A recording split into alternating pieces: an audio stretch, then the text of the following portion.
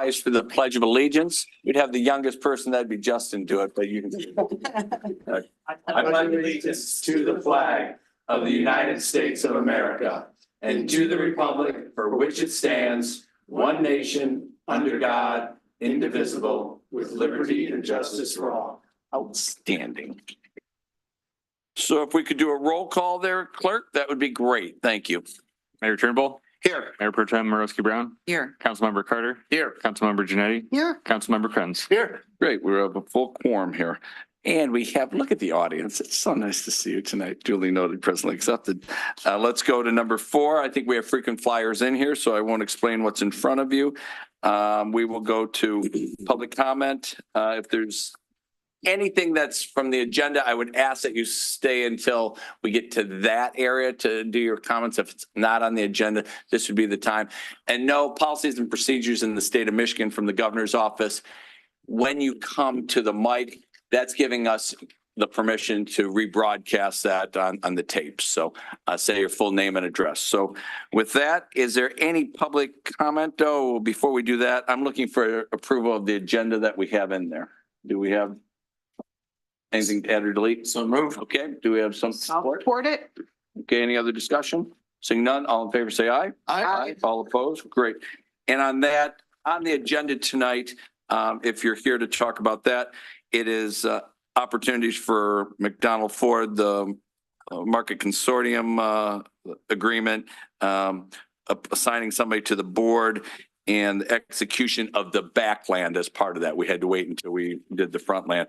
A lot of great comments, you know, hundreds of them from all the thumbs up from the community, both the township and here. It's been a 4.5 year opportunity for all of us. I thank you all for your patience on that. So that is what we have on the agenda. Now we will go to public comment. Do we have anybody in here on public comment that would like to say a word? Going once? Going twice. I'm closing off public comment number 4, and we'll talk a little bit on the agenda about actually going to online comment as quick as the next meeting. Do we have any written communications? Great, outstanding. So now we have a few things on the consent agenda. Nothing exciting. Minutes and bills and payables. Is there anything that you'd like to take off the consent agenda to put on the real agenda? Okay, so I'm looking for a motion to go forward with the consent agenda. I move to approve the consent agenda as submitted. We have a motion from Mayor Pro Tem. Support. And we have support. Any other discussion? Seeing none, all in favor say aye. Aye. All opposed say nay. Great. So let's go to presentations tonight. So do you have a thumb drive for the presentation? Not your presentation, but investment portfolio. Get ready for that. I believe there's drum rolls and Sandy will bring up our guest of life. Sandy, it's all yours. Thank you. I want to bring up Greg Prost. He's from Robinson Capital. He's with our investment management company. And we bring them out here every few years, kind of give an update of where the portfolio is at, their strategy, remind you a little bit about his company. So I'll have a brief presentation and if you have any questions. Excellent. And welcome. No, there's people online too. So that's what we appreciate you bringing the thumb drive. So they'll see it online as you're speaking. He will stay up with you and he has it right up there. And I believe we all have the presentation here in hard copy. So you can look out on the screen or you have the hard copy for your night reading later tonight too. Duly noted. It's all yours. Thank you. Well, I've been off and on doing this in front of you guys for over 20 years. I just kind of look back. Yeah, quite amazing. I got to say, it's about as unique a time period as I've ever presented to you. I think, you know, the kiss of death in investments is if you say it's different this time, you know. Yes. There is, but maybe a few things a little bit different this time. So won't get too into the weeds there, but I will talk a little bit about the economy. We're kind of where we think things are. Great. Again, Robinson Capital, we manage operating cash. These are surplus dollars that you don't need tomorrow for operating the city. We are at different times, the city takes money from us and other times puts money in, but pretty captive dollars. We're investing it in the bond market, very safe investments, pretty boring stuff. supposed to be boring.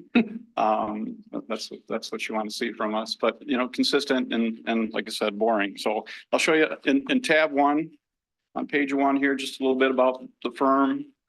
We manage a little over $1 billion. It sounds like a big number. It's not necessarily in our world. We're actually a smaller manager. In the country, we only concentrate in Michigan, and almost all of our clients are public funds within Michigan. So we kind of specialize in what we do here. Myself and 2 of the other partners have 35 plus years in the business. And again, this is all we do. We're pretty serious about it. On tab 2, I'll walk you through the composition of the portfolio on right there. So kind of an all-encompassing page here. You look on the top right, kind of shows you the credit quality. AA, AAA, these are really high quality rated bonds. In fact, it's pretty rare, almost non-existent for a AA credit to default. And if you look at the bottom right-hand side, you'll see that a lot of the holdings are agencies. This is Fannie Mae, Freddie Mac, Federal Home Loan Bank. They're 99.99% owned by the government, you know, really, really safe. Obviously holding some cash as well. Treasuries on the far right-hand side. These are U.S. Treasury issues, again, pretty safe investments. And then the only thing that has a little bit of risk to it are municipal bonds. We were allowed to buy Michigan municipal bonds. You are tax exempt entity, so we wouldn't want to buy tax exempt municipal bonds. These are taxable municipal bonds. So the yields are higher than treasuries, higher than agency bonds. A couple of years ago, you would have seen about 50% of the portfolio in Michigan municipal bonds. Most of them are school district bonds, are backed by the state as well. So really safe things. But since COVID came about and you guys are aware of ARPA funds and people stopped borrowing money here for a little while, they're all of a sudden starting to borrow. And actually we're starting to see, been really surprised. We thought it would kind of slow walk into it, but people had all their different things that they wanted to do, and the ARPA funds only covered so much. And now, hey, we did talk about, you know, expanding the library or whatever it might be. So starting to see a little bit more movement that way. On the bottom left-hand side, you look at the maturity distribution. So again, the way a bond works, we can buy a 1-year bond, 2-year bond. You get interest until that final maturity, similar to like a CD. So we ladder the portfolio out. We have a little bit in different buckets, all the way going out to 5 years. Used to have a 4-year time frame on the portfolio. We changed that a few years ago to go out 5 years. It's not all sitting out 5 years, right? There's a little bit from 4 to 5, a little bit 3 to 4. And so it's always, if there is extra money that's needed and we know ahead of time, there's a fire truck that's needed 6 months from now, we know we have maturities coming due and we'll hold that money back. The other thing here is, you know, if I could time interest rates, if I knew the direction of interest rates, I would not be standing here right now. It's for me. So we're trying to average in, right? We're not trying to make a bet. This money is surplus cash. We want to get it invested out away from cash and earn a little bit more money over time. Sure. But we don't want to take a bet. So as money comes due, we'll take that money and put it out 4 to 5 years and kind of put it at the end of the ladder. And every month that goes by, you know, it gets a little bit shorter. It's not exactly that perfect, but we're trying to keep it pretty consistent. When interest rates fell real hard during COVID and I was up here, our performance was double digits.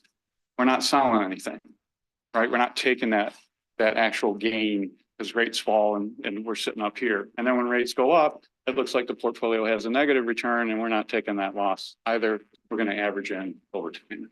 I have a picture of that on the 3rd page in here, but the next page is performance. We don't concentrate on this real hard. Again, we're not trying to time the market. We're not trading it around, selling securities and buying something else. We're trying to be consistent over time. So when interest rates go up, performance is going to trail. And when interest rates go down, it's going to outperform. And the reason for that is if prior to COVID, if you owned a bond at 4% and interest rates instantly went to 1%, your bond's worth a lot more. You're earning 4% for the life of that bond. So the price of it goes up. And vice versa, if you bought a bond during COVID and it was at 1% and you still hold it today and interest rates are at 4 or 5%, your bond's worth a lot less because it's only earning 1%. So again, we're not taking these gains or losses, but at the end of the fiscal year, Sandy and her team have to post exactly what the, if you sold the portfolio, what it would be worth. And that's kind of where we're getting to this total return. But the following pages kind of give you a better idea of how this kind of works. That blue line in the middle is the yield on the overall portfolio for the city of Norfolk. The red line is the yield on the 3-month treasury bill. So a really short kind of cash-like product. And then that dotted line is a 2-year treasury yield. So you see during COVID, interest rates fell real hard. That red line dropped, close to zero. Your portfolio stayed up high, had a gain. It slowly starts to come down as things come due and we're reinvesting them. And then vice versa. We're almost back up to where rates are now. It's taken a few years to get to that point.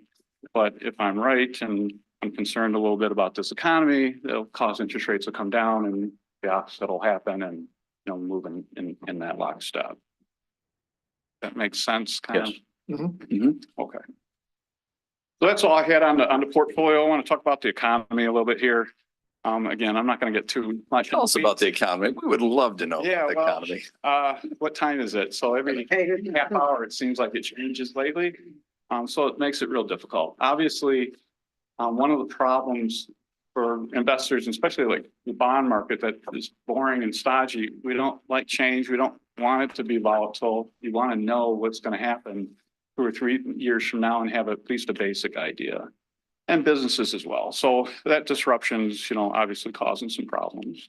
But more importantly is that the economy should have gone into a recession last year based on all the data out there, except for a couple pieces of data. One is government spending was extreme. And number 2 is consumers continued to spend even though their savings rate got to zero and even though their credit card debt's at nearing record levels. And that is going back to COVID, that YOLO attitude of you only live once, we continue to see that. That can't continue in perpetuity, right? And there's certain things that are showing up that are telling us that's probably slowing down. So this first chart here is just it's a conference board. It's a organization that puts this leading economic index out. They've been doing it for 50 years. It's something that it's real basic thing. You can pull it up yourself online. And the orange bars are recessions on this graph. And what you can see is the only time we've had recessions in the past is when this line's dropped below zero. So it's not perfect, but it's pretty good at it. Prior to COVID, that line had broken down below in mid 2019. And when I talked to this group late 2019, we were worried about a recession. So we had a recession, but we didn't have a recession, right? We didn't wipe anybody out. In fact, we did exactly the opposite. We saved every company out there that was possibly about to go out of business. Yes. And gave everybody a little bit of money. You can argue whether or not that's right or wrong, but it wasn't a recession. And even though there's an orange line there because everything fell for a minute there, you didn't wipe things out. And unfortunately, or fortunately, if you believe in the capitalist system, that's the way it's supposed to work. If you have a business that's not making any money, put them into bankruptcy. You let them structure their loans or either come out of bankruptcy or move it on, but take that capital and put it into a business making money.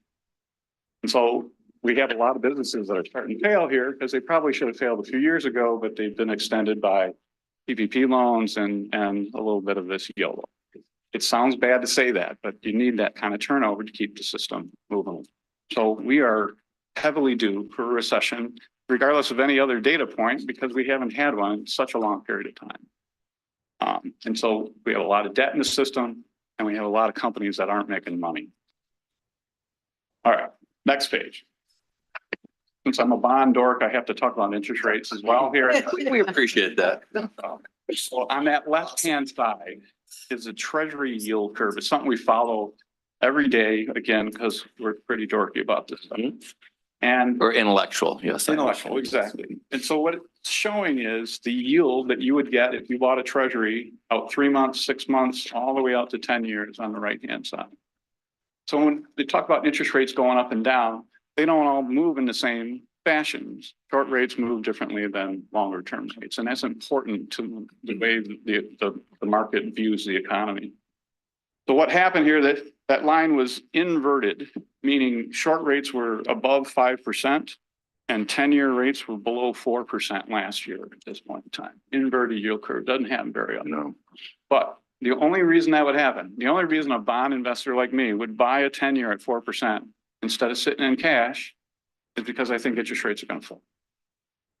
So when as the bond market steep, it goes, bond market extends well ahead of the economy. Going into a recession, the economy goes into a recession, and that curve steepens back out, and the bond market's usually pretty right.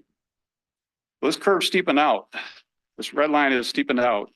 So 10-year rates have actually gone up since the Fed started cutting interest rates. It doesn't happen very often. In fact, it really never happens. I'll show you a graph on the next page, but this administration is rightly so talking about that. They're following this 10-year. They're a little concerned that rates have been up on 10-year rates have been up, and that's primarily due to inflation still kind of underlying there. So the longer you're going to invest, if inflation's up, I need to get paid a lot more for 10 years if I'm going to hit inflation rates really high. Chart on the right, though, is one we follow really closely. So that chart on the right is showing the shape of that curve. The higher the line, the steeper the rates are. Low short rates, high long rates. And if it's below that line, it's inverted. Pretty good indicator that we're going to have a recession. You should be worried about an inverted yield curve. We had one right before COVID as well. But it's not just the inversion, it's actually the movement as it starts to steepen, as the Fed starts to cut rates. They think they got it under control, and then the underlying economy kind of nips them in the butt, and they have to pull rates down very quickly. We don't like the way that chart looks. That's not a healthy looking chart. The next chart, I mentioned the 10-year. So that red line is the current 10-year rate. That blue line is previous 3 cycles. And that line in the middle is when the Fed started cutting interest rates. On the left-hand side is prior to the Fed cutting interest rates. And the right-hand side is after they started cutting. So doesn't happen. 10-year rate going up while the Fed's cutting interest rates. High 10-year rates means high mortgage rates, means everything's expensive. That slows the economy as well. I got one more economic graph here, probably one of the most important ones here. This is credit card delinquencies. Again, the consumer drives this economy, and we're really starting to see signs that the consumer is starting to hit a wall as far as spending is concerned. And one thing to note on this is not only it's going up quite a bit as far as delinquencies, and this is 90 days delinquent. This is not just, a month behind here. But we break it out into age groups. And if you look at that top line is 18 to 29-year-olds. It makes sense. They're not too savvy. They don't think about, their future too much. But you break it down to the 30 and 39-year-olds, you're finally getting into somebody that might be thinking about building a household and looking at the world a little bit differently. Look at that chart on the right-hand side, that red line moving up with 18 to 29-year-olds. That is telling us again, YOLO. They're saying, I'm never going to buy a house anyway. I'm going to keep spending and enjoying my life going forward. So that's. Should we ask questions now or what? Absolutely. So, is this any indicator of home defaults, especially in the, let's say, 30 to 59? This is credit 'Cause I'm card. looking at 08 relative to today. And Yep. The housing market's still holding in here. It really is. And most mortgages have 20%. It's a different world. 3% rates and. Yep. And, I have graphs on that too, right? So interest rates are up, mortgage rates aren't the average underlying mortgage rate. So even though rates are up, it's not really affecting the economy as much. And so it's just taken longer for the economy to react. Might be some insulation on defaults then with people sitting on 3% rates that don't want to lose that. And they're going to make sure they stay in their home and weren't overextended with the percent down. Like, okay. You want that movement of the whole housing is a huge driver of the economy. Buying a new home, not just buying a home, but you're buying furniture and you're buying outdoor equipment, and you just start spending more money. feeds through the system. So it's in good shape because prices are really solid and people who have the loans are in pretty good shape. And people who would normally not be in real good shape haven't been able to buy a home. So they're not in good shape because their rents are going up at the same time. And I see in about 2010, the highest was those 30 to 39-year-olds. That was the biggest delinquent. That doesn't happen very often. does Well, it? normally, as you come out of a recession, you think about it. Yep. Usually they get wiped out first, right? Right. And that was a housing problem. So Yep. people who had homes were actually struggling in there. And the kids lagged them because they didn't have homes. So the others spiked. I got it. I understand. Thank you. And then I got one more chart. Is this the good news chart? What's that? Is this the good news chart we're gonna? This is, well, it depends on how you look at it because. Buzz basically, Lightyear going wild. But AI is coming hard and all this doesn't really matter. AI is going to dominate everything going forward. It's really going to change everything, the way we look at things, and it's coming here quickly. And where it stands right now, it will change the world immensely. It's just taken a while to kind of feed its way through. But will it take your job as the investment, looking at the trends before the trends are there? no question about it. Yep. And everybody's going to have the same information, right? Right. So perfect Everybody. information is something that I don't think people really understand. Mhm. So when I say perfect information, information you can trust and is sitting on your glasses or wherever it is, you know, giving you advice all day long on everything. And you can take one of these systems and say, hey, if you were king and you are of the United States and you can make any decision on how we should fix this deficit, how would you do it? And it gives fascinating answers that are thoughtful and really interesting. If you have perfect information and there's 5 companies that make a widget and you are a buyer of a widget and you've always bought from number 1 and you ask AI, which one should I buy? Or your boss does. Comes down and says, why are you buying number 1? AI says we should be buying number 3. You say, well, why? Because of this, and this reason. You go back to number 1 and you say, can you combat this? And they're like, not really, you know, but hey, you know, I'm a good guy. You've been working with me for over 20 years. You know me, I know you. Why? What's the deal? When my boss says AI is telling them 3, we're going to move to 3. And everybody else that turned their AI on gives the exact same answer because 3 is the best product. It's the cheapest, it has the best material and all these types of things. So even if just 10-20% of people move to 3, which will happen, everybody else is out of business. You have these tight margins and 3 just drops their price a little bit. And then 1, 2, 4, and 5 figure out, okay, well, we're not going to be able to survive. Another company comes in and says, well, I can do 3. I know what 3 is doing. I can do it maybe a little bit cheaper. And they start doing some battle there and trying to get in front of that AI. So people are worried about individual jobs. I'm worried about entire companies that probably shouldn't be there, but we don't know that they don't have the best product because we don't have perfect information. And that's why there's 5 companies. That's what I'm really worried about. I think this is coming a lot faster than people realize. I pay attention to it. I do a lot of speaking on AI because I'm a bond investor. I'm lending money to somebody for 10 years. I don't care if the stock market goes up and down, you know, next year. I just need you to be around 10 years to pay me back. And I'm getting really nervous about companies not being around in 10 years or making it difficult for me to determine if you're going to be there, if you're getting, you know, obsolescence is coming at you from different types of products, or if you don't have the best product. Interesting. So it's something we pay attention to really hard. Yes. So, but related to this, so we're invested in a different kind of market than widgets, right? Because of our portfolio and conservative nature of our portfolio appropriately.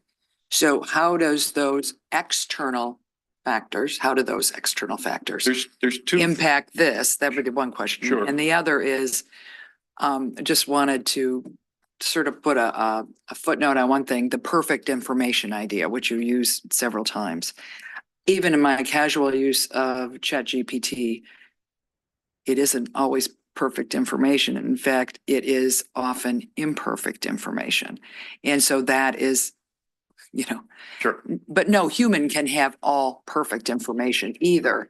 But ChatGPT can give answers that influence so many more people with imperfect or inaccurate information. So Absolutely. it doesn't, I'm agreeing with you on No, that, no but it's problem. This is just, a question I get from every Yeah. single time I talk about it. They say, can't they program it differently to do this? And say, no, you're going to pick the one that you're most comfortable with. And it might be Elon Musk, or it might be Apple because you use an Apple phone and they told you it's designed a certain way. I'm talking about 99.99% of the questions. They don't have to be perfect. It's like, give me an idea of the best way to approach the deficit. Mhm. And I'll get to this. It's not, it doesn't have to be perfect. Now, can it be skewed? Can it be? Absolutely. Yeah.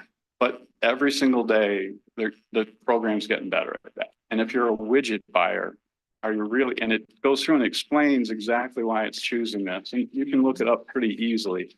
It's those types of things. And that's more difficult than you think. Even just arguing the deficit, we could argue all day on this. And you go on AI and it just kind of gives you a nice way of. Great summary synopsis. Yes. Exactly. And you can ask questions and argue with it and, back and forth. And it's a very Point, logical counterpoint, way. that keeps. And so as people get more comfortable with it that way and say it's just logical, I'm going to trust it on more things and. Yeah. Oh, and thank you for response to that. But going back to my initial question, so all of this, Absolutely. the effect on our portfolio, which it isn't widgets, but the indirect impact, right? on So us. we can buy two different types of things that are allowed under Public Act 20 that dominates Michigan Public Act 20 that dominates what you can buy. And it's commercial paper, which is short-term corporate debt, and bank CDs. So we think both industries are going to be affected in some way. So commercial paper can be Ford Motor Credit, it can be a widget maker. And then the financial institutions we're nervous about because they're going to be affected by companies going out of business and just, disruption in the marketplace in general. Or if your bank's only, I'll give you another example that I think is really dangerous. So you're going to have it on your thing and you say, what can you help me with? It says, well, I can help you with your bank statement, or I can help you with your insurance or things like that. What do you want me to do? Say, here's my bank statement. What do you think? You say, well, you're earning 2% at your bank. I can get you 5% in the Bank of Alabama. Would you like to move? Like, oh, I don't want to do that. I don't want to fill out all the forms. I've been in my bank for 30 years. Said, yeah, but they're ripping you off. You get an extra 3% if you move it. What do I have to do? Put your thumbprint here. Okay, does it. And then 2 weeks later, it says Bank of Tennessee is paying 6%. You want me to move it there? Like, as long as I can get my money back, as long as it's exactly the same and it doesn't mean to me, just do it in the background. Put it at the highest rate. Oh, you're going to take a look at my insurance. Oh, but you mean the insurance I got last year, now it's a lot higher than I can get somewhere else and you can move it for me every day or every, week? That's dangerous. So my bank, I've been banking with my bank for 30 years. I didn't get a tax document last year because my interest was under $10. I wasn't paying attention to it. I normally don't keep that much money, but should have been $100 and something. I called them up and they said, we've been paying you $0 the last year. I couldn't believe it. I'm like, I've been with you for 30 years. I can't believe you're, of course, if I have my AI, just move. I'm done. It's a lot simpler to get things done. So that's the kind of thing I'm nervous about. So we are paying attention to this. We're not buying CDs and commercial paper. We might buy a few CDs at some point. And I have one quick question on it. Because I noticed, obviously you're giving some pretty cheery information here in terms of outlook. I noticed for the sector allocation that we had an increase in cash and an increase in treasury. Do you see, given what's in the rest of this report, a continuation of more conservative investments? And if so, should we start to anticipate a lower yield going forward by trying to avoid some of that risk that you foresee in the market? Not necessarily. We would still buy municipal bonds, and that's normally where we're trying to grab extra yield. And so as they show up, we would buy municipal bonds. We don't think municipalities are going to be affected by AI very, very much. The high percentage of cash is because there's a withdrawal coming up here in the next month or so. So they've been building cash up a little bit. And then with agencies, they've gotten really expensive. You get a basis point or 2.01 point. And so we started to buy some treasuries instead because they're highly liquid. It's just a cleaner investment. Okay. We've never really bought commercial paper in here anyway. We just don't believe that it should be in this type of portfolio. So that's not something we would normally do. CDs are a different story depending on the bank, and we spend a lot of time doing that. Most of the treasuries are short-term yields. They're going to be 5 years and under. It's going to be spread out. Okay. And the last page I had here, just to show that we've actually come up with a system to analyze how connected they are to AI and how disruptive the industry is. I haven't seen anything like this from anybody else. You know, we're just some small manager in Michigan, but just telling you, we're trying to stay on really on top of this stuff. And I do a lot of speaking. I'm speaking at the MGFOA conference and this week, and that's one of the things I'm going to tell everybody is, you know, pay attention here. You're not getting a lot of yield to take risk. You don't need to be taking it now. You might want to hide for a little bit. Other questions for Greg? I know we jumped in. We hardly can stand Greg, ourselves. one more question on, there's the chart on the historical yield curve of the 10-year less the 2-year. It seems like it's been eroding for about 15 years. Would that suggest we would go shorter term on our ladder in order to maybe chase a higher rate on a something under a 10 or a 5? Let me make sure I'm on the right page. You're saying on the yield on the portfolio? Oh, Yeah. So as the return on the 10-year goes down, you're stuck on a longer term with less return. Would we consider shortening?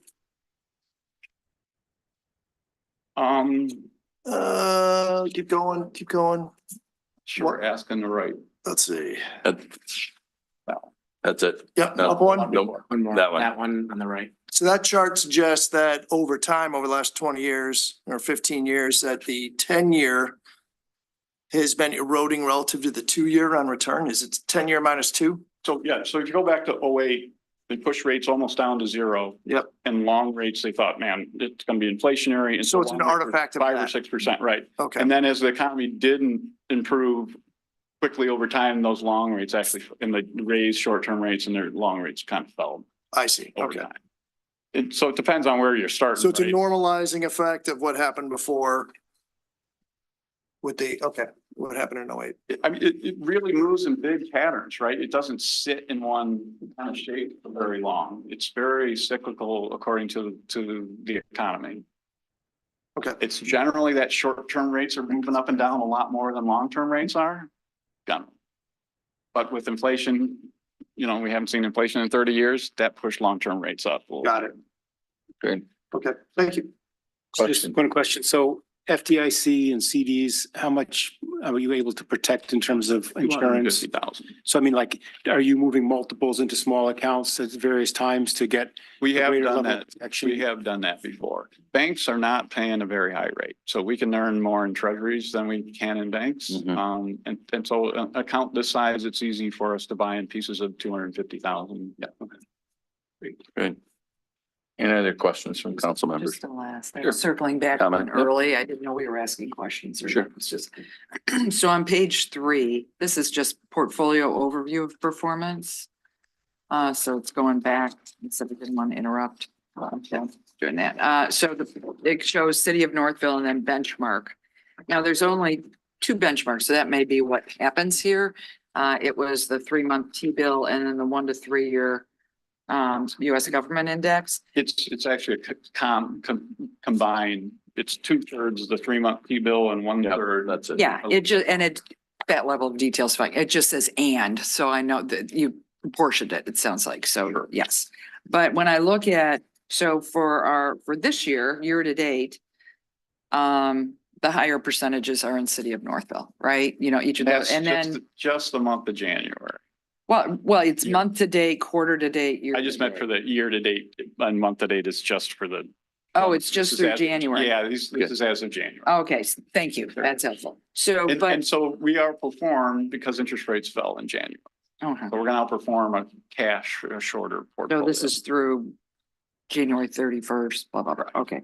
But our trailing years we're a bit behind, you know, under the benchmark. And I don't know if that's because we're cautious, reasonably cautious, or what that may be, This but has- on every, everything to do with interest rate movements and that were longer than cash. And interest rates went up so much over the past couple years that you can see that trailing 3 years, we're 1% behind Mhm. that. put us behind for the entire time frame because we're usually only ahead by a little bit. Notch by notch. But it also, the pattern is also there since inception, so I didn't know. Yes, what I'm saying is normally since inception last year when I was here, we were ahead and that, you know, that percentage just- for years is enough to knock you back down. I blame Sandy on that one. No. And again. It was just, you know, it's just an observation. You I have a just lot of wondered. cash, right? You have more cash in the portfolio sitting in cash than we have in this portfolio, right? To operate things. So that's all enjoying that cash rate. So you really want to have this money out longer anyway, just to balance it over time. And when interest rates fall, the opposite's going to happen. And if I took this back, you know, to time, if you bought a 2-year treasury instead of sitting in cash, you would outperform over time. Depending on the time frame, it might not necessarily be there. Okay. Anything else from council? And Sandy, you're not asking for any motion. This is just information. This is an update today. Super. Before you leave, any comments, not questions from those in the audience? Going once, going twice. Great. Thank you very much. Great update. We appreciate it. And some of us talk to you once in a while. We appreciate you answering those calls. Good. Excellent. So we will go to number 7, public hearings. We got done with them. We don't have any today, unfinished business. We finished all our business. We're going to number 9, new business. And they're all kind of clumped together. The first 3, as we talked earlier, we spent 4.5 years kind of looking through the opportunity from Norfolk Downs, the transition for the farmers market to where McDonald Ford used to be. These are all clumped together, and I would ask Tony if you could let us know. A lot of action, and it was a wild and exciting day this past week that we actually closed on something that we've been working on. And I had dark hair when we started this whole thing. Now I'm gray. Go ahead. Yes, so this is the culmination of almost 5 years of work. Yes. That far predates me, so it is really exciting. And as everyone knows, what we're doing is creating the Commons / farmers market site over off 7 and Main there. Yes. And the way that we're doing it is there's 2 parcels that are adjacent and that border the township. The city's buying one of them, the township's buying the other. And It's okay. That's your music. It's okay. It's just like church. Go ahead. It's a dramatic. I'll get the sergeant at arms on it.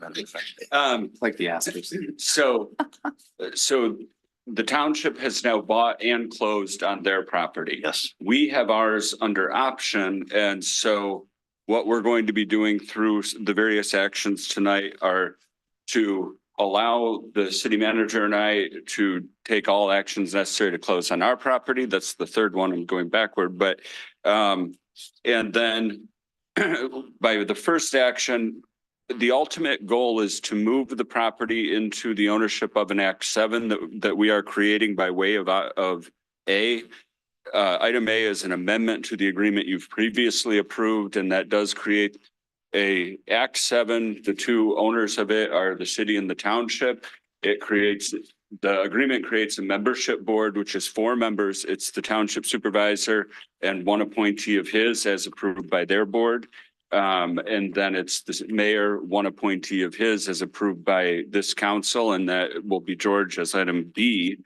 And then once that board is appointed, they essentially have the authority to implement everything as it relates to the farmers market and any future actions on the site. And so the intent of this 4-person board, that's a little bit unusual. You would usually want an odd number, but the reason is that we want everything to be unanimous. The intent is that the city and the township are wholly lockstep in every single change or decision that the board makes regarding this shared piece of property. And so when we look at the agreement, and I was speaking with the pro tem regarding section 4, there, she noted, and that starts on page 3 of 9 and goes on to 4 of 9, that there is duplicity in the reference to the necessity to have that unanimous vote. And so the intention here is to note that although the board can only act unanimously. Under state law, under the Open Meetings Act, a majority of them constitute a quorum. Now, all they could do is deliberate. They could never approve anything because all four under this agreement are necessary. But so that was the distinction that was intended to be stated.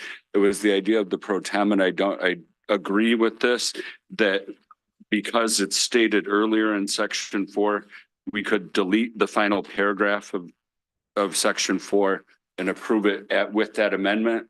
The one thing is that the township will then have to take it back and agree and approve with that minor change, which I don't believe will be an issue. Yeah. Anyway. So with that, I've talked to Abel a couple times today, who's the township supervisor.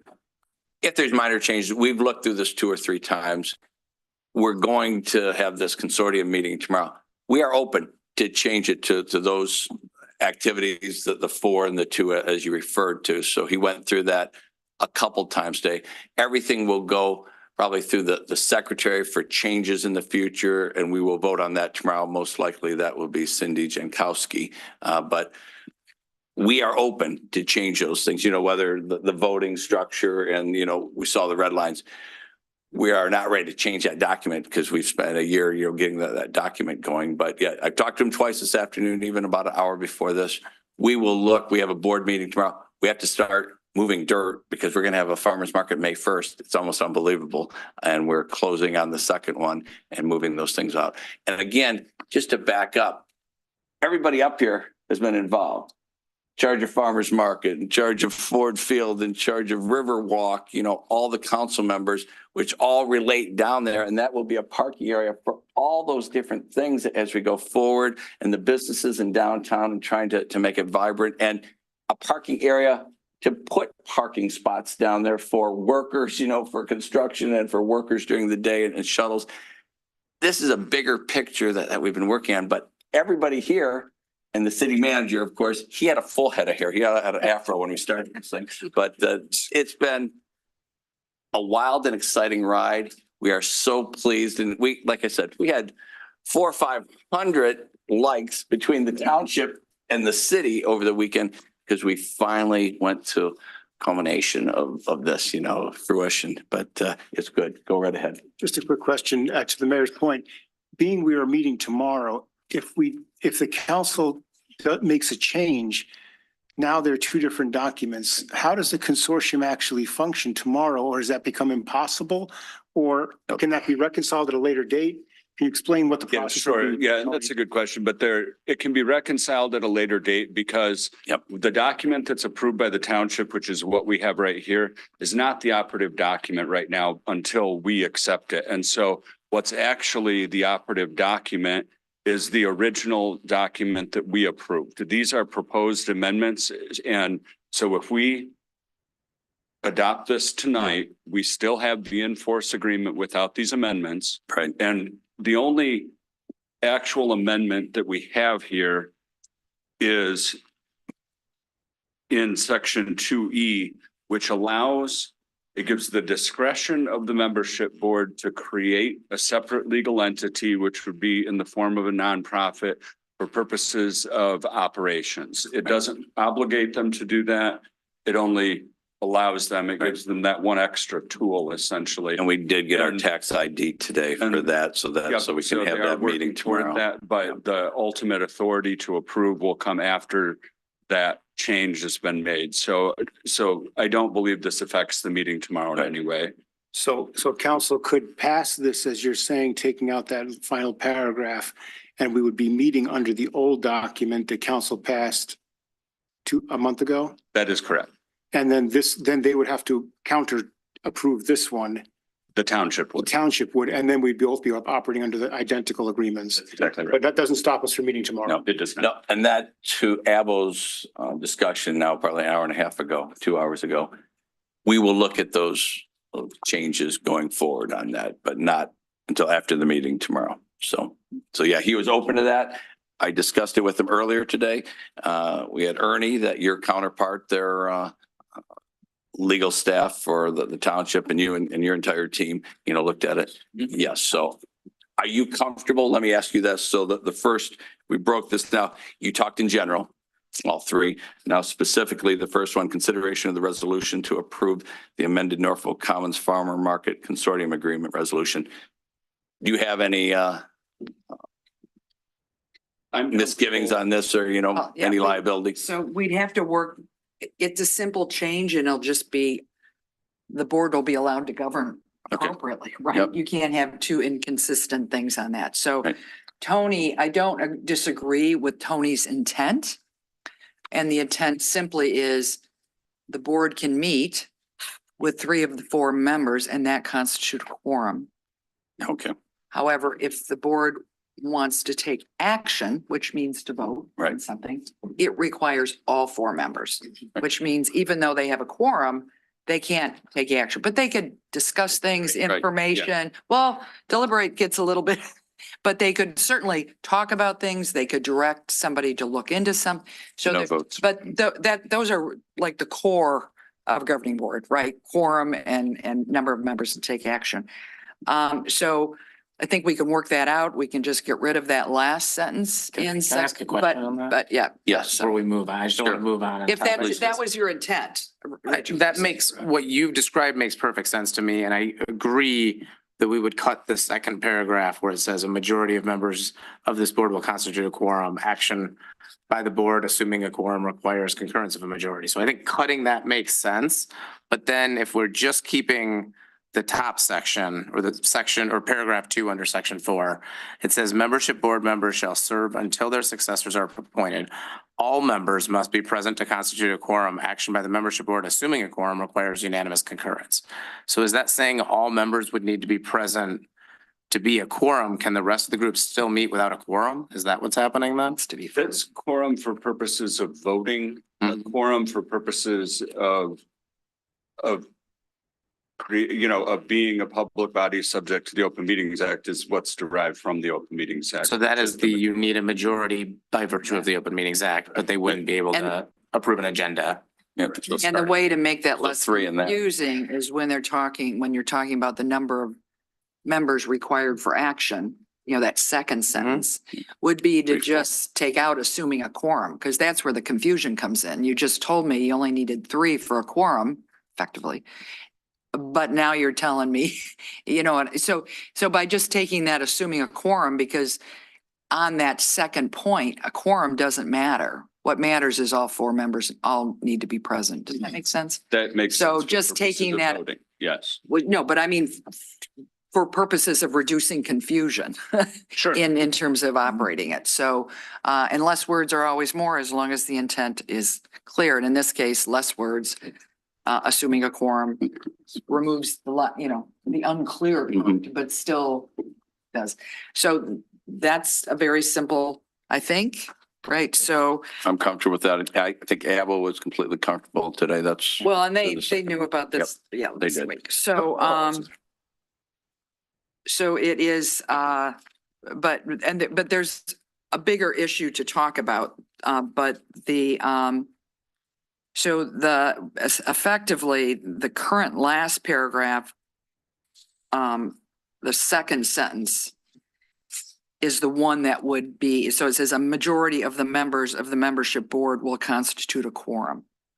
That would be the sentence we'd use, right? Could you say which number, which page, which section we're talking from, just to be sure? Well, this is section 4, membership board. Okay. And I'm going to get technical here. Yep. The last paragraph, second sentence Mhm. would replace the second paragraph, second sentence. Without any change in word, right? I'm fine with that. So I'd ask you to work through Tony. That would go to Right, the so that's secretary. the first. Okay, Right? And then the other change is it would be drawing from the second paragraph, third sentence.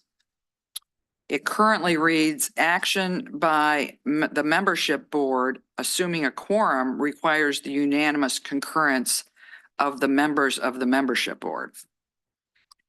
That would be revised to read, moving it up to, in that, it would be action by the membership board requires the unanimous concurrence of all members of the membership board.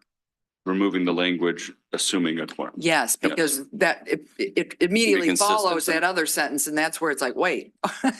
So it is simply using sentences that are there, but moving them. And then that would take out, with those two changes, it would take out the last paragraph, second and third sentence automatically.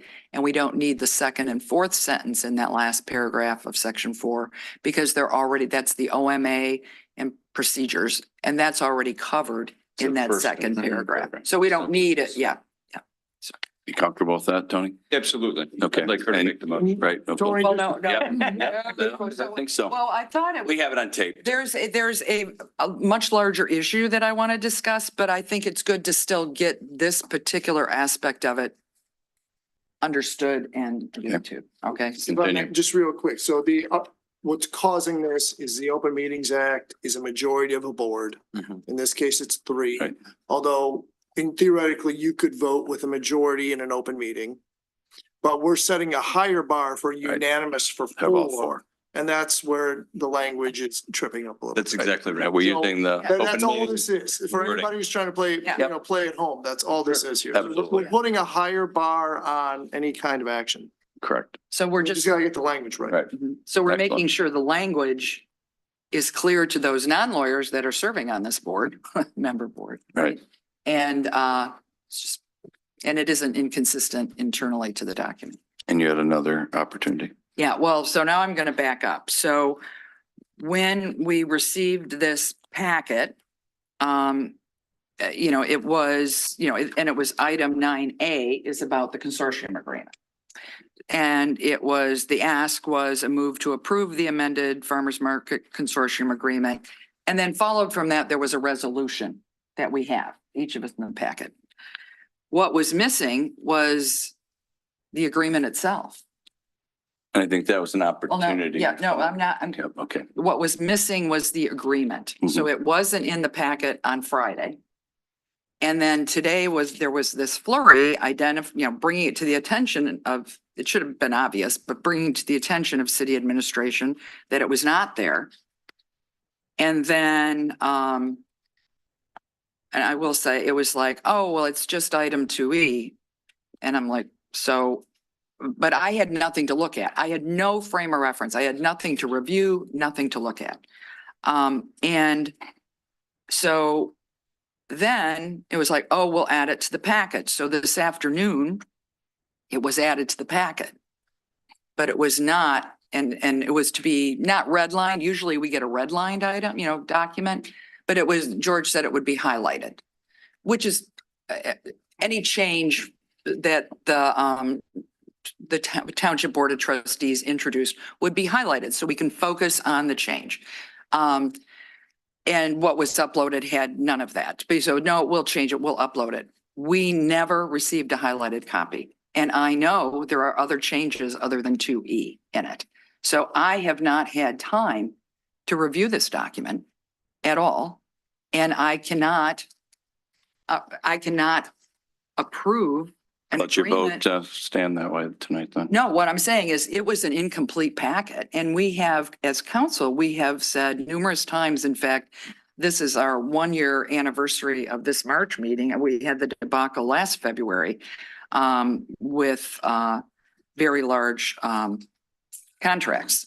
And so the direction from council has been, if it's a substantively incomplete packet that we are not able to review, we cannot approve it. We need complete packet. And this isn't some in the weeds thing. This is, we're approving an agreement that's been amended, and it's significant amendments. And we have not had a chance to review it. So I consider the packet incomplete on this topic. And in good conscience, I cannot be a rubber stamp on something I have not read and understand what the changes are with having a highlighted copy. Okay. So Duly noted. I believe in the township, the documents, according to the state, They don't put any of these documents in their package when Okay. it goes out, but I understand.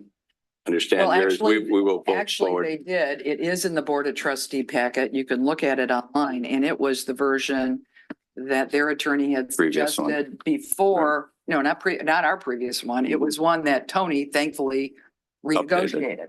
So the one they voted on is not in the packet. It's just not there. Did you talk to Cindy out there today? She said she didn't have those documents, but I understand. What I hear- does Cindy have to do with it? This is. She puts the documents in the package and they rarely put all the packages. So Mark Abbo last week had directed me to talk to Glenn, and Glenn. Right. And it just wasn't updated. Those were last minute changes made on their part, the final negotiated agreement, and it is not in reflect, so it just is what it is. So but it doesn't matter what's in their packet. I'm talking about our packet. Right? Tony, are we able to walk through what changes are being requested for today's meeting? Sure. I mean, so like I said, the substantive change is adding 2E, which allows the separate legal entity to be created. The reference to additional changes, I'm not sure where. Well, and this is where we are. You're asking me on the spot, where are those other changes? And I can't tell you because I don't play Where's Waldo in reviewing a packet. So I do not have a highlighted copy. That's not me. It was never uploaded. I'm using the term highlighted because it was not a problem that we were going to have a red line version. But I can tell you just a minor item. This isn't minor, it's major. Is that I noted, because it was easy for me to see, is under item number 2, which is page 1. It says the consortium is jointly created by the city and the township pursuant. And you think, oh, yeah. However, in the prior document, says the consortium is a legal entity jointly created by, and it's no longer a legal entity. That's been removed. And if you go down to your 2E, well, I say your 2E, I know it was negotiated, so sorry. I'm sorry, yeah, 2E. It says pursuant to this agreement, the parties agree that a separate legal entity may be created. So it doesn't create the legal entity, according to 2E. It only may be created. And by the way, it has no mention of who creates it. Who has the authority to create it? It doesn't say. It doesn't say the governing body. I'm not pointing this out as only 2 things that have changed and my observations on them. I don't have a red line or highlighted version for me to read through this and see what other items have changed, but it's more than 2 weeks. So as it relates to section 2, the first sentence where you reference that the separate legal entity language is removed, it specifically references section 507 of the Urban Cooperation Act. And that is the section that allows for the creation of a separate legal entity. Mm-hmm. And the intention is clear. This is creating a separate legal entity. Now, the authority to create a new body. No, I'll hold you. Section 2. You said 2E. 2E says we may create it. It doesn't say this document does create it. No, and so the first sentence is what creates this under 507, which is creating it as a separate legal entity. Mhm. E allows the membership board, to create a separate legal entity that would be a Michigan nonprofit public body. Mhm. And so that very specifically talks to the ability to create a separate nonprofit organization. It's not referencing the ability to create the separate legal entity under Act 7, because under Act 7, it's very clear that the only parties that can create the separate legal entity in this circumstance are this council and the township board. Mhm. And so they're doing so by way of the first sentence. Well, The reference in 2E is only to the ability of the membership board to create a nonprofit under Michigan law. but it doesn't. So what's the preamble to? Well, first of all, we're getting in the weeds inconsequentially because I don't have a highlighted one to see what other changes are made. And it says this agreement will become effective if and when the following conditions have been satisfied. In the event the following does not occur, this agreement shall terminate. And then it's in there. So without reading this in entirety and understanding how it all fits together with all the related changes, it doesn't. And by the way, I know that the membership board can assign their duties and responsibilities to somebody else. That's in there elsewhere. Correct? Yes. Right. So we're creating a legal entity. And who's governing it? The membership body. The membership body? What's the membership body? I'm sorry, the membership board. It doesn't say, there's nothing in here that says if this legal entity is created. It just said may be created to administer, it's, it doesn't. So I know we're getting into the weeds and it'd be helpful for me. The point is, I did not get a version that I even have any comfort that only that first sentence that I mentioned under this section and this one are the ones that change. Yeah, I mean, so this document has been reviewed by 3 attorneys at the township. I've worked with one of my partners on this agreement. The agreement creates Act 7. It's really a very basic organization and the authority is given to the membership body. That's how the document works. I am And not. we can make changes That's right. once they meet tomorrow too. And that Abel wanted to make sure he thought you might have some opportunities. We will look at changes, all those red lines that for some reason it didn't go out there. I understand. And you explained that to me today. What was the why. explanation? Because I didn't get one. It's just human error was the one I got. There was No, somebody from now. the issue is that what we wanted was the document with Mr. Abo's signature on it. So there was absolutely no question that the 2 documents were not inconsistent. They don't have that available, but we compared all the file numbers, reviewed everything. It is the same document, but it was waiting to get that document. No, I'm not concerned that the document we have is different from the document the township approved. I was. Oh, That's why I wanted. good. There it I'm is. glad. Right. That's what we were. What I want to know is the document that we have, which was approved by them. I don't have a redlined or highlighted version that gives me any comfort that I cannot do my due diligence of reading that document. I'm unable to. So I look forward to doing that document with Tony. Tonight, we're going to go forward with a motion. Please vote no on that if that's how you're feeling. And we will revise that to everything that you want redline. And you're trying to look at the liability for the city. You're putting the city first. I understand that. And we thought we did through our legal staff and their legal staff, but we have to take care of ourselves. We understand, we're partners in this 50-50. I'm all for all those changes, in the next days, weeks, to go in there. And so is Mark. So I called twice today because he thought we would have this discussion because when I noticed it wasn't online, we had a little bit of opportunity here. But I asked Tony, called him 2 or 3 times today. You feel comfortable. You've dealt with you and your team of the whole organization, the 100 or so lawyers, their staff, which is great.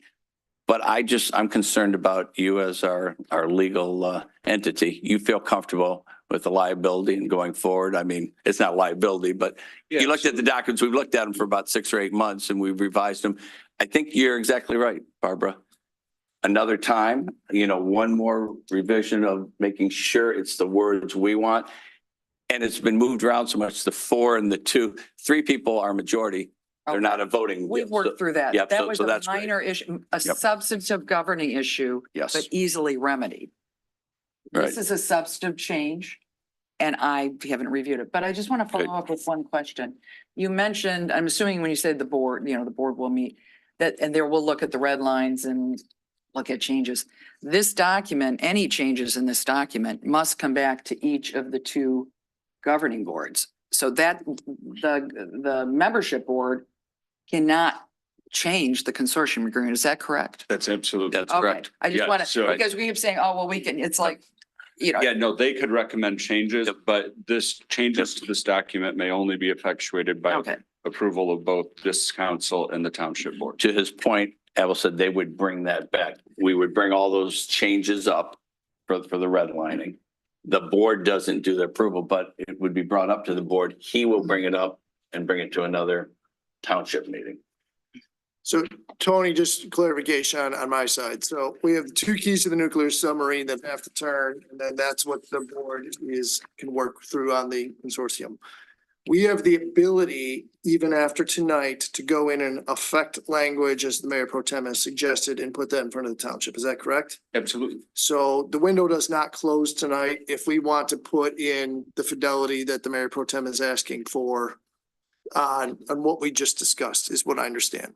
Yes, that's correct. And so, I mean, to the extent this needs to be a living document, that's certainly a possibility, you know. So I'm general counsel for Genesee County 911. We were formed by an Act 7 in 1990, I believe. And so in those 35 years, we've amended it about 5 times, and that's changing in So it's membership. unremarkable to do Yep. that. Yeah, that's right. So we have a document that's in place from last month. The consortium could meet tomorrow because they got a lot of work to get done, because in the end, we need a farmer's market. Right. We can process and take our time and not feel rushed on the critical path to get the updates to the mayor pro tem, which I support what she's saying, into the document, vote on it again, and it would go to the township. But that takes it off the critical path because we already have a document. So if we approve this tonight, we would then, I could even just make my statement on the record is I am more than willing to approve tonight, but I want to revisit with the changes that the mayor pro tem has so that we can keep going on that front and say, I understand changes need to be made, but I also want to signal my support to where this is going, knowing that we do have to go back and make changes. Correct? That would be Comfortable with that? a reasonable Absolutely. approach. Yes. Okay, Good. I think that's what I'm signaling to the council. Good. I'm gonna do. Good. So we're deferring? No, No, we're not not. deferring. No, we're gonna No, vote. I will, I'm at this point, I'm going to approve, but I want it on the record that I want to have another revision of this with the mayor pro tem's comments. Right. Or at least get those revised in and then approved by us and then the other board. Others. Can I just quick, Please. so one, I think is a general policy, and I understand mistakes happen. We should strive as a body to have all agreements available within their documentation posted online the Friday before. I think continuing to make that a goal. So it was a little bit of a rally, but I was able to review and had some conversations with Tony on this. But the fact that that is 11th hour definitely does add stress into the process. So from a transparency standpoint, from a review standpoint, I think that's critical. One question I did have that isn't a change, but I did want to make sure I clearly understand. Under section 9, we have additional members. We say after this agreement becomes effective, a public agency may become a party to this agreement with and only with the approval of every member of the membership board, as well as the governing bodies of the party. So it's on page 5, bottom of the page. So in that scenario, if unanimously the 4 members decide to add additional members from a public agency of some sort, partnership that's formed, do they become then voting members in the same mindset? Would this document need to be redone? Yes. What is could the be. process that would be followed in that scenario? Yeah, absolutely. So the process would be initiated by the membership board considering another city township become an entity. Probably not likely, given the circumstances, but you want to have some flexibility in the document. So, but even in the unlikely circumstance that were to happen, Yep. the membership board would vote to recommend that change contingent upon the approval of the governing bodies. So then we Okay. would come back to you. Right. We would And the go to the township. board and say, this is the township board would say, Because inherently, we would have to update, because our consortium agreement states that it's between the city of Northville and the township. yeah, so Right, this so- provides that change, but then the document itself would have to be substantively changed to explain the new composition of the board, the new, any other additional Okay. changes that we brought on by a third member. Okay, I just wanted to make sure we had Right, that check in, that it would still come back to us and to the. Just one question to make sure we're getting it right. So if the council acted on it, they would be acting with the amendments that were made between you and the mayor pro tem, where you made the clarifications to the quorum, correct? Those lines would be a part of So that. there, There are two ways that can be done. It was my understanding of what Councilmember Krenz said was making a motion to approve it as is and further directing it to come back. That's with my those understanding. changes. That's And my then- understanding. And Yes, then you and I, then Pro Tem and I, or anybody else, I Right. mean, we can all work together to make sure any further changes we're all totally in agreement on. Facilitate that, correct. have the time to review those, and then bring them all back here. And subsequently request that the township do the same. Tony, that's effectively what I said is. Yeah. Oh, I is the do not reason- want to rush the mayor pro tem's feedback. I want it all in there correctly. I want this done right. And we can I'll do just that. have one. So that would allow us to do this. We'll have this in force. Okay. And if after It's a thorough clarification review, of what I Pro said Tem finds additional about changes, what I, then we'll my change. put them all into one change at the future meeting. Yeah, and we'll get it right because I think the mayor pro tem had some great points I tonight. guess, Andrew, is the logic, sorry, Councilman Krenz. Yep. Is the logic It's okay. that we don't want to be going back to the township multiple times with the edits? Because I completely agree with the recommended change. So to me, the natural thing to say is we might have more, but let's put this one in. Because we think it's the right answer. Let's include it, send them the updated version. And then if we have another edit, we have another edit, but. Would that work with you? I mean, we can. That works. Okay. That works fine with the. These and understanding others. That until we have the same amendment agreed upon by the township and the city, we're working under the prior one. I I don't can. see that as an issue. Okay. I think that putting those quorum ones in there, those two things that were discussed were good points that should be just addressed, being we've already talked about them. Not That gonna council allow it. pass it with that. Right. Don't you think that that's the better way to handle it? Or, I mean, I thought that's what everyone agreed to. Or was agreeing to at first, but maybe I'm wrong about it. We're agreeing to, I thought the document the way it is, revising it with that and other red lines, that including Mhm. things we haven't looked at. Well, as let me ask great the mayor pro tem her Yeah. perspective. 'cause this is Absolutely, pretty because it's her So changes. first, and I've been in this position before, something that clearly council has had insufficient time to review the it has not even received a highlighted or red line version of the changes. So there's insufficient time to look at this. So that's my position. However, just to clarify, what's been discussed is the one is the changes related to the quorum and number needed for action. I think we've resolved that. I Okay, think so too. and it's not news. Well, we discussed it at council.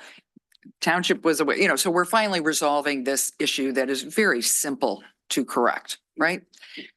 The second is that I don't know what other commission omissions or inconsistencies may be in this document Fair. because I haven't read it. So once I get a highlighted version, and I will get one, correct? We all will get one? We will get a highlighted version? We can make that happen. Yes, well, yes, I will need that. Like I said, I don't want to play Where's Waldo. So once I get that, it may be that I look at it and say, looks good to me, or I may look at it and say, read it and say, this is omitted, this is inconsistent, right? Because this was a flurry of assembly on the 20th of February. So I just wanted to clarify that, is that an actual ability to review the changes in the full context of the document may lead to other changes that need to be made to both protect the city and govern. And there's And no having the rush for the ability- changes by tomorrow or 2 days from now, tomorrow to revise, So- all the red lines. So maybe this is, I think we're clear on the quorum. Yes. I think we all know what it Yep, means. absolutely. We've already root caused what the stumbling language was and how we have the higher threshold. I am in full support of getting the red line document and going through that, but I would do that outside of this action. Mhm. And I Yes. want to make sure, and we will do it and get it right. And, as the mayor pro tem said, this might be fine, but we're not absolutely sure.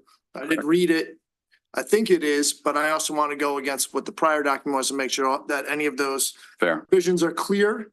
But that can happen outside of this and then come back in for us, is the way I understand. The door doesn't close tonight on this.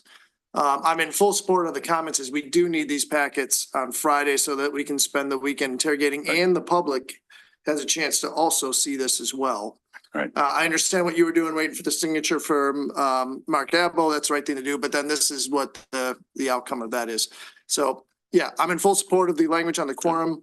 Whatever we need to do, I'm putting in the record that I'm gonna support tonight, but I also want to get the red line document.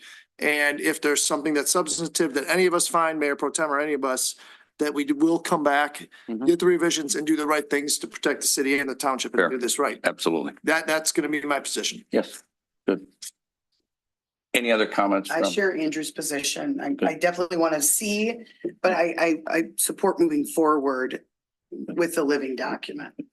John, anything else? So then just to clarify, Councilman Kranz, the thought process there would be that we would have a motion on the consortium agreement as documented, including the updates to the quorum or no's. No. One of you nodded yes and one of you nodded no, so So. that all right, proves so my point. All right, so let's unpack that for a moment, 'cause that's Yes. a key question. As far as I read it, I understand what you were trying to say in the quorum, with regards to quorum and the acting is the quorum can meet, the Open Meeting Act establishes at 3, and they can meet, but they can't decide. Now, I think that's what I pulled out of it, in that you need all 4 for unanimous vote. The language could be more tight. It can be confusing and probably leaves the door open a little bit. But I think that's there, but I also think we do have to update it. But I'm willing to go forward tonight knowing that that definitely, as we had Leaving the discussed last earlier, needs to paragraph, occur. Yeah, You and I comfortable with think that, you know, it's important to understand if there's some feeling of potential ambiguity between the two, saying maybe you only need 3, maybe you need 4. The higher standard will apply. And so we are always Something going to to make be it airtight. operating Yep. under unanimous votes being required to do everything. Unambiguous language, tighten up, and the next time we see this. Great. But then we are saying we would be keeping both the second paragraph and the last paragraph in section 4 in the document. So if we approve as is tonight, the township, they have approved this as we've seen it, right? The one we have. But if we put these revisions in, then it kicks back to them in their next meeting, correct? Because then they have to approve the revision that we have. No, And then if Is at our that next correct? meeting, if we had more changes, then that would Then there would be also. round 2. I'm just trying to make one. Minimize the round 1. This would be 3. so this is me in that odd position again, because my position is I'm not gonna approve a document I haven't reviewed. It's just can't. But if there is a move, if there is a preference to approve this, do not approve it with any change. Right. Because Right. Approve it the way it is in front of if us. we change a word if you guys decide to change Yes. a word in this, there is no consortium. Right. Because we don't have an agreement by both. That is exactly right. We Right? approve it So, as like I it's. said, Didn't you say the I prior hate I document? hate to correct? provide I that think guy. Tony didn't. Oh, so Tony, that's actually not true, is that? The previous, we previously approved the consortium agreement. And so just like if we were to make changes and approve it tonight, that's not binding until such time as both parties approve it. And so this document is not binding right now because this is a proposed amendment Okay. that has only been approved by the township. And so what's- Which amendment? The document as is without any. So the document that we're getting as is, ignore anything I said about the quorum. Has not been approved by the township? It has been approved by. the It township. has. It's not. So my effective point until is we that approve. my understanding is an agreement is not execute, this agreement is not executed until both bodies agree to the same agreement. This agreement Well, is the not, prior but the agreement. prior version is still enforceable. But let's get this, which prior version? The one that was previously approved by this council. That was approved by, so in November, let's do a little, in November of 2024, Board of Trustees approved a consortium agreement. It came to us and we made very gentle changes, but we made changes to that agreement, Yes. right? We Yes, we amended did. it. We did. Then, on the 20th of February 2025, the Board of Trustees approved an agreement, but it wasn't the agreement we approved in December 2024. I think you're missing one vote where they did vote on ours with the changes. Oh, when did they From do our that? minutes. It is. I don't know what date it was on, but they pulled it from our minutes and did take it back to the board. So that's what's. Oh, that's totally different than what I had been told by Yes. the township. I asked. I confirmed that with Ernie. That They did do that. So we could do nothing and we have an agreement. Right. We do. This is a better one, in my opinion, in that it creates that additional allowance. And I think that it is the right step tonight.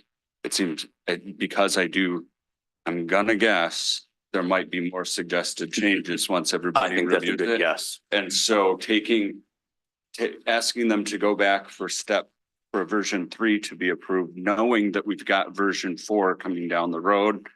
Just wait. I think it's easier to wait. Yep. This will be enforced. In agreement. We'll And I don't recommend- disagree with that. And thank you for informing me because I had Absolutely. specifically asked the township and about the agreement from December and was told, no, it came to us in, and I'll tell you specifically, it wasn't just like a casual.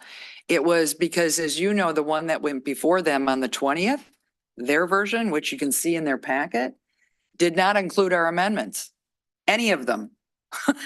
They were not there. So anyway, but Right, so where I'm Go going is they approved what we had. So like we talked about earlier, we have a governing document in place. We do. What we're deciding on tonight is whether this one will supplant that one. This one is closer to what I want than that one. And then there will be a one that's got a more of a final look that we have already Even more discussed tonight. details It's got we the red haven't line, touched. that's gonna, that's gonna have more detail on the quorum, tighten up that language. I want to go forward with this one in no small part because it's better than the prior one. It's not perfect yet. We all agree with that and we need to do it one more time, but I want to approve what the township approved because it's closer to where we want to be. And before I ask for that motion, anybody else have discussion here? Anybody from the audience comment, not questions, comment, going once, going twice? Okay, so now at this time, I am looking for that motion. You had a motion in the package, but we have been around the board 2 or 3 different times. I don't know if you have, no, you're not going to do the motion tonight. I understand, duly noted. Okay, go back. All right, one moment. I just got kicked out.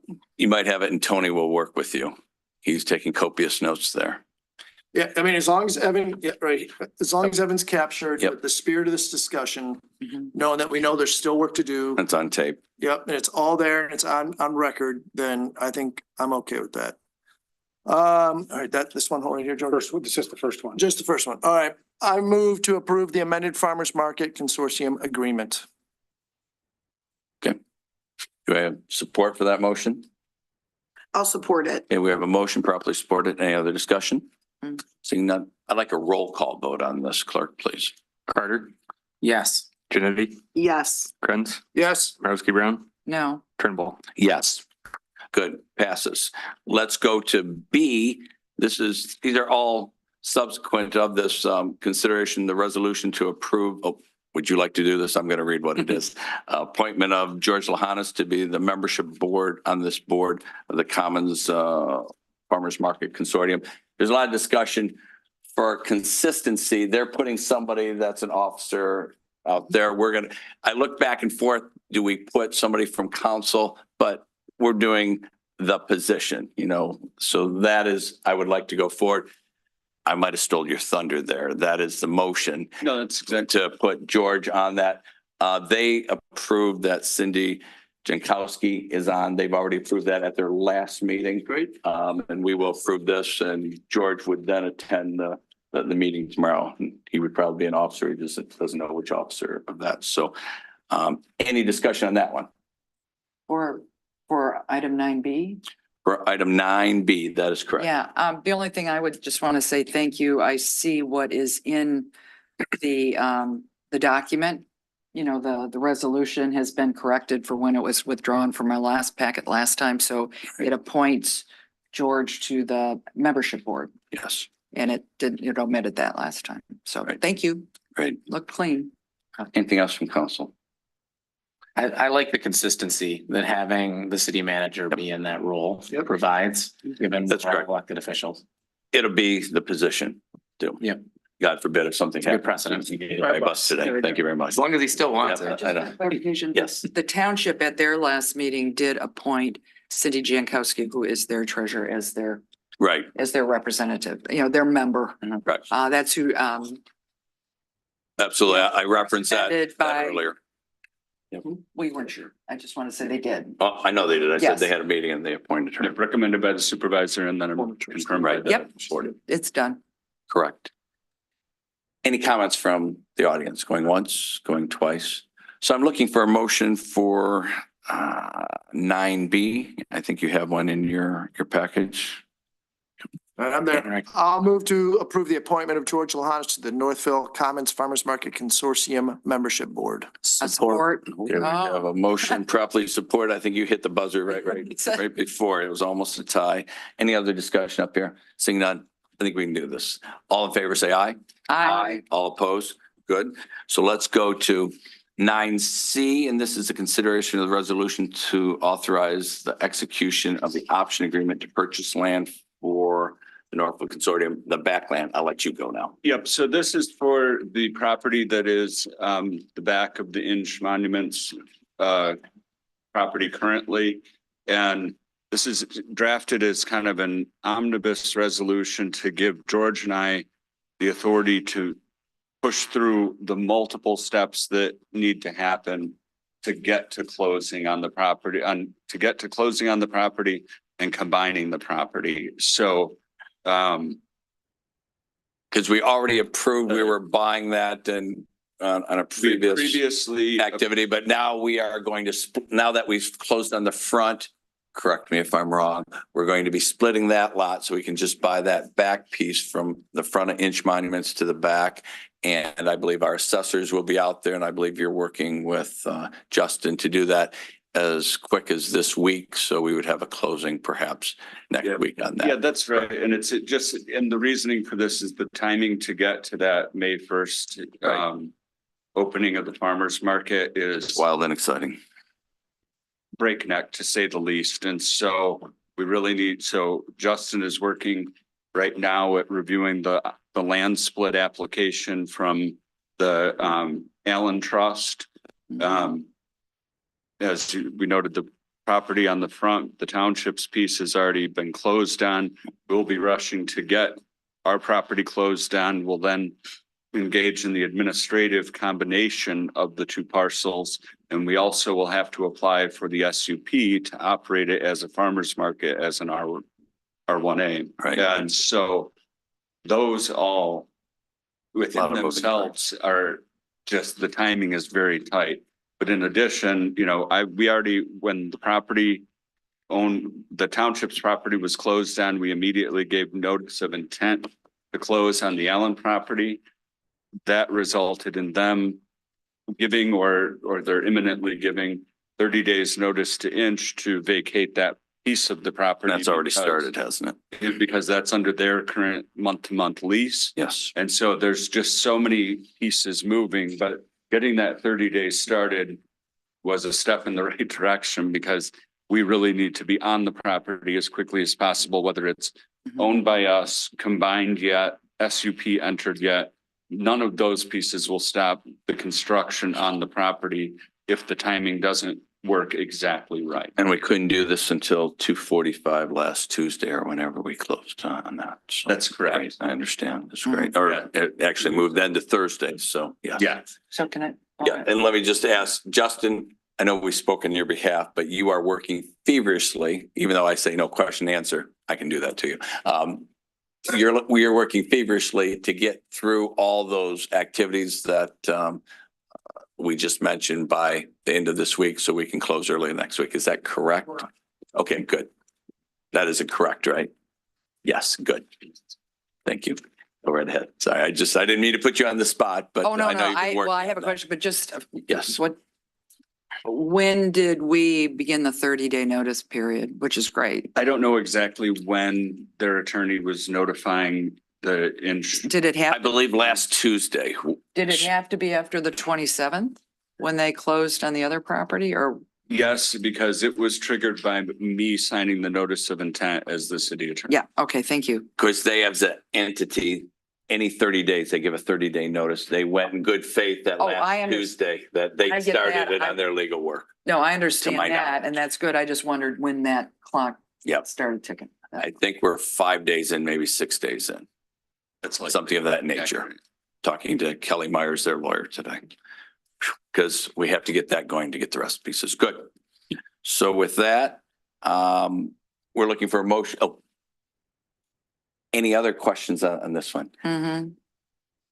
Anybody from the audience? Great. So do you have anything else? Oh, yeah. Go right ahead. So this again went out in the Friday packet. It went out in the packet. I'm first gonna go to the memo that George composed. In the memo, did everybody see that? I have to bounce around in my document. So if you look at what the recommended motion is at the bottom, right? Okay, I'm getting And it. it says the property. Correct? That's all it says. It says the property. There is nothing in there about what the heck property are we talking about? So there's no description in the motion. So at a minimum, there needs to be a bit of clarification in the motion. Okay. Also, it is my understanding we have money to pay. Land costs money, right? So we're purchasing the property. Right. Yes. So any motion that comes before us that involves expenditure of funds includes the amount of that expenditure in a motion. That's just traditionally how we do it. The other is the memo omits the line that we always get when we're spending money, which is budget impact. There is no information on budget impact. I think I know what the answer is, but it's just glaring that it's not there. When I go to the resolution, hold on, let me get to it. I have what page that was in the packet. To get through a lot of stuff. When I go to the resolution, it says it's the beginning and it says the city council and the city council of the city of Northville previously approved an option agreement to purchase certain land to be used for the Northville Commons Farmers Market property. That and it says XXX. We have the date June 17th, 2024. That is correct. That's the date I'm aware of. So the resolution, is amended to include that, amended as presented to include that. Also, it says, so as under the whereas, it says option agreement to purchase certain land. And then it says that property, meaning that property. And then there is no mention of what this property is, whether it's in the memo or here. And so there's nothing, we have casually referred to it in other documents that come before us or even ourselves as the Allen property. It doesn't say anything. The memo or this has nothing that describe, and I'm not saying the legal property description, but here's the biggest thing is that Well, I'm just to gonna, answer that question, Okay. though, this references to it by virtue of referencing the option agreement. The option agreement has the All physical that. Mhm. and legal description of And- that portion. The And- price. And the option agreement was not attached to never. It wasn't in our packet. It hasn't been added in our packet. We did not get that option agreement. Well, you previously approved it. Okay, So- well, in fact, so let's go back to June 17th, 2024. I'm sorry, June 17th, 2024.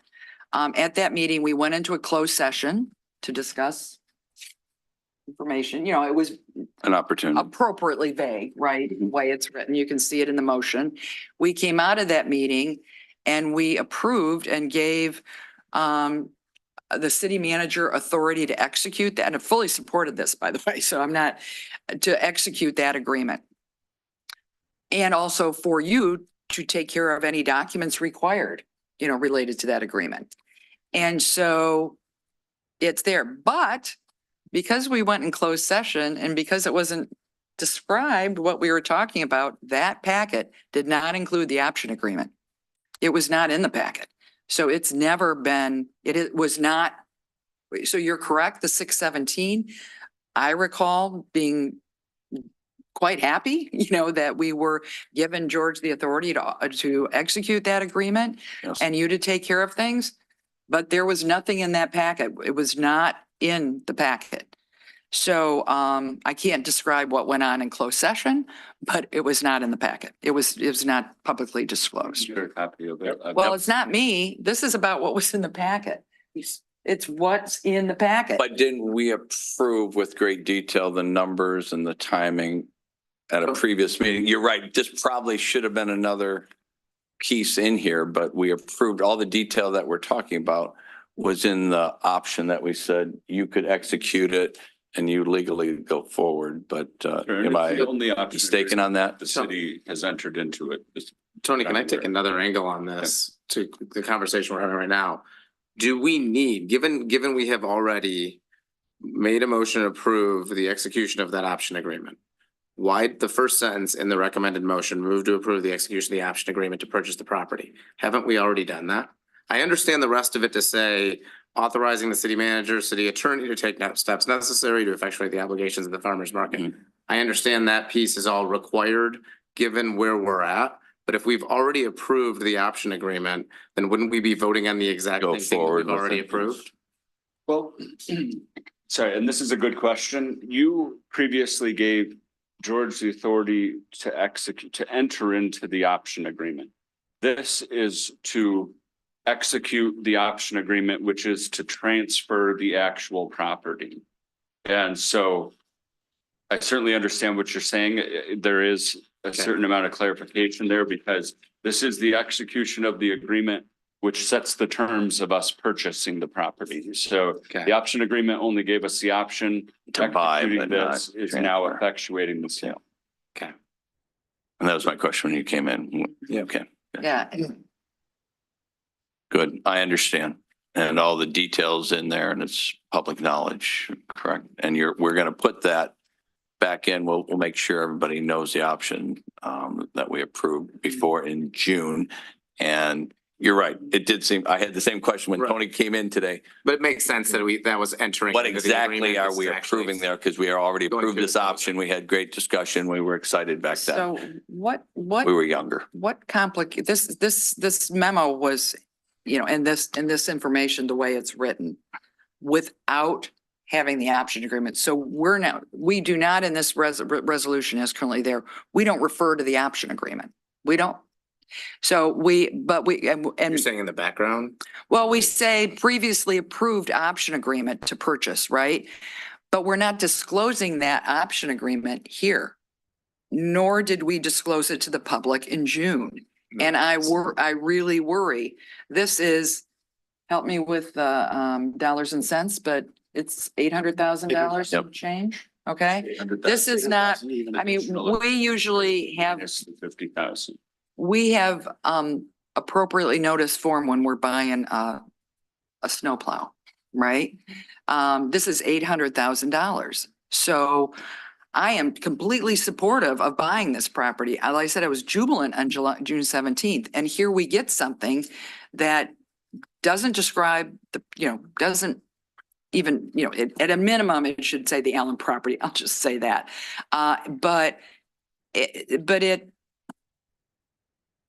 We have not disclosed to the public what we're executing. Yeah, so We this have is not referencing- disclosed to the public what we are the option agreement we're executing. It's not in our June packet. And it could have easily been just added to this packet, but it was not. So Yeah, where and does, It's a public document, so any member of the public that asks for it has gotten it, if any of them have asked for it. It's incorporated by reference. We've talked about the terms of the option agreement, including the physical location of it being the west side of the Inch management property or Inch monument property owned by the Allen Trust. We've talked about the $800,000 being subject to the deduction of the 50,000 from entering into the option, which we've already paid for. And so, I mean, the document is not attached. It's referenced. And if there was any, Mhm. if anyone wanted more information, they just needed to. So request that. So we're purchasing, because again, it's not in the packet from June 7th. It's not in this packet. So we are saying if you want to see this purchase agreement, which is a legal document, which should have been attached 2 times, FOIA us. No, again, I mean, this is, if you had asked for it before, I mean, I would do anything that I could to get it to you. We could have added it to. the okay, packet. this is, I don't want to hear that this is because I didn't ask for it. When we're approving an agreement, like I said, it doesn't matter if it's a snowplow. The agreement is attached to our packet. So this is not, oh, Barb, you should have asked us. So we could put that document back on the site. How do you want this? I mean, didn't we all have the document at one time? Then No. wasn't I there? mean, we found out about this purchase on Thursday and Yep. started to move forward and got all the 2:45. information on Friday afternoon and published it. There was almost no time to do all this within this time frame. We are working against a consortium agreement to try to get the board meeting to meet to start moving stuff onto the property. So it has been an imperfect process, but we had about half a day to do this. Yep. So there is no better answer than we were pressing the city attorney, we're pressing everyone to I'm pressing Michelle, trying to get everyone to get the documents on. Pressing justice. This is where we are. So it's imperfect at this point. But I think everyone has been widely discussed that we're purchasing that property. The Allen property has been mentioned, I think, numerous times, and $800,000 has been mentioned numerous times. So from that respect, I wish we would have had the document included. We were rushing.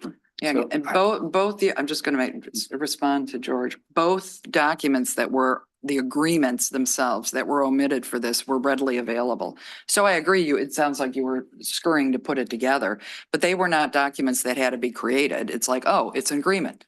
Attach the agreement. They were. I don't think it was on purpose of anyway. It's just a matter of Well, putting everything and I together. don't think, Nothing was I'm not admitted. inferring that it was an intentional. This is just, this is the result. Mhm.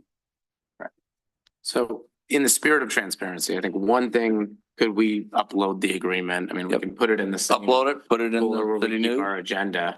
We can go by tomorrow, we can put it on attach it as attachment of consortium. I mean, The, And probably both the agreements, front that we did in the back. the other question I have is, could we modify the motion to say, move to approve the execution of the option agreement to purchase I don't know if Allen property is the best way. Is there a way to describe that property, the address? The address. Just, yeah, 'cause I don't want to Because it doesn't accidentally have an buy his home. address. It does not have an address. There's a That's few the Allens in problem. town. That's why we had to wait. Farmers You could say that, the back lot of the Inch Monument property. Yep, describe it. And you can list the price at $800,000. Would it be the 800 yeah, because we've already 800. made it We've 15 paid, and but up. still the total price is 800. Yeah. We put a $50,000 deposit down, but the price was $800,000. So I see you're writing feverishly, so you might be. Back lot of the that Inch motion. Monument property. Adjacent to Yep. or whatever. Is that reasonable? Yeah. Yeah, so- Comfortable with that? While You're that's doing being a lot of written work. down, Good. full support, put the document Good. out. I know we have discussed it multiple times in here, but I think it is absolutely appropriate that the option agreement be attached and be made available for the public record. Yeah, it should have been there, but it wasn't.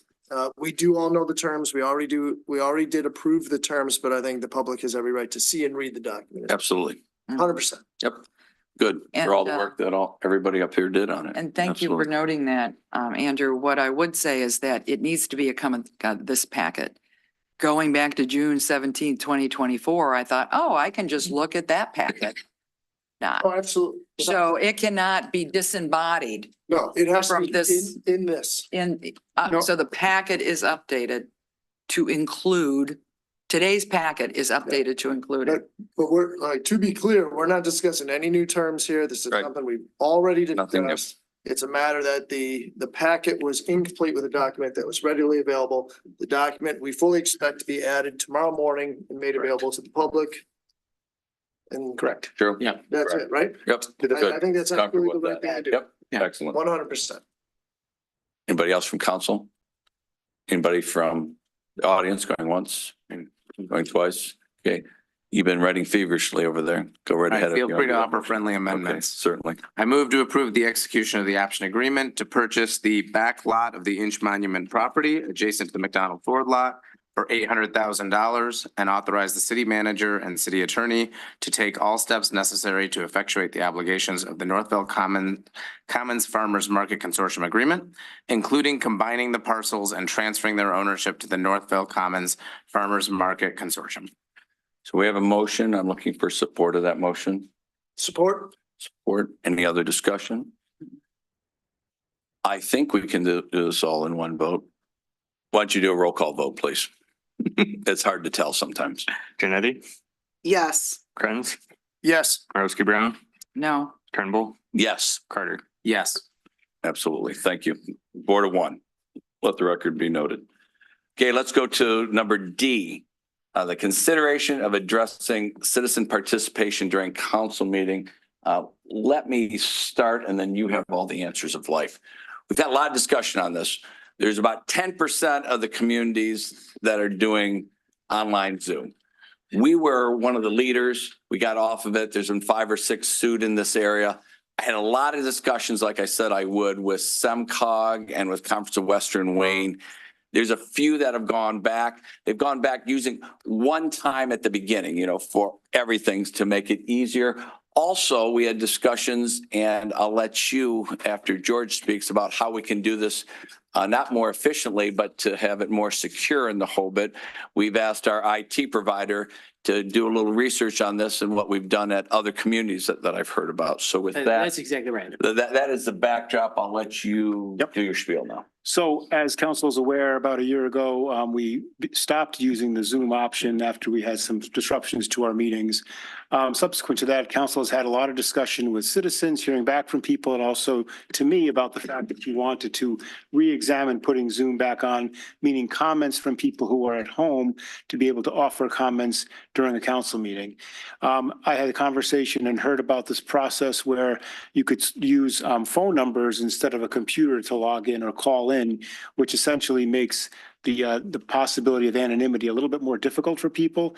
So Ken from Merge Live had a good discussion with him, and he has used this more successfully at a number of other communities and has managed to avoid any significant disruptions.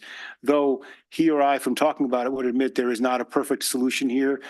There still could be someone disrupting it by phone, but generally speaking, they'll be revealing their own phone number. So it's not quite as convenient for the citizen because they'll not be able to use their computer. They can be watching it streaming, but they will need to be calling in from an actual phone number, either a hard landline or a cell phone. And then that number will pop up and it will be just like the Zoom of the past. What I would recommend, because I think that there is a certain amount of confusion that happens anyway when we go to different agenda items, is that perhaps council wants to consider going back to the Zoom, but having one comment period at the beginning. It's not uncommon for councils to say any items on or off the agenda, have people in the room speak, then opening it up to the public on Zoom. And then there's not this back and forth throughout each of the agenda items where people have some confusion. And on that, there were 2 waves that people tried to get back, having it one time at the beginning, and some had one time at the beginning and one at the end. But then all the people waiting for public comment not on the agenda had to wait through the whole thing. So most of those people have put it up front. I fully support it. That way somebody doesn't have to sit through the whole meeting 2 or 3 hours. So one time up front, 3 minutes. And we're still, as we did that survey, we're about 50% more than most. A lot are 2 minutes out there, one time out there. So we're still, even with that, you can talk on subjects, 2 or 3 subjects, but you have 3 minutes to talk on that. So that is what I heard after you did that survey. It was with SEMCOG twice last week. I want to know who did what. But again, some went to a front and the back, and it didn't work because people had to wait through the whole meeting. So they brought it up front. So one public comment. So with that, why don't you tell us from an IT standpoint, don't you have a Mod Squad presentation here too? I do, if you're interested in seeing. Well, give us It's the Reader's pretty quick. Digest version. Yes. What's that? Yeah, quickly, yes. All right. So you're So absolutely. they can see it at home, because this is a response we want to be one of those 10%ers, maybe it's 9%, but we were the leader. We feel comfortable now. This could be as early as the next meeting, correct? Yes, so Okay, good. there's actually Good two answer. items that are being discussed. It's when to do it and then actually the process of the protocol. to Okay, do it. right. So I'll talk about the protocol and you guys can, council can sort out Okay. when you would like to do it. But essentially, early on during COVID, we discovered with our cities and townships that there was a vulnerability.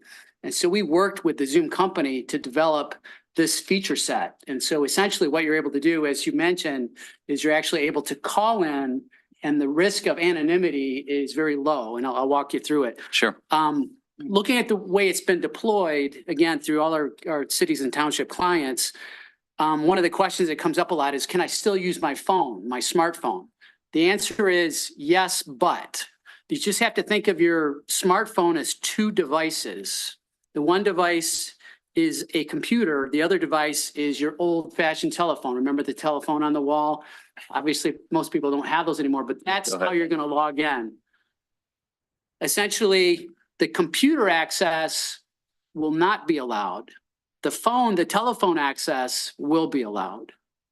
So they'll have a number that they'll call in, and I'll show you what it looks like. Can you clarify what you meant at the bottom? I'm sorry.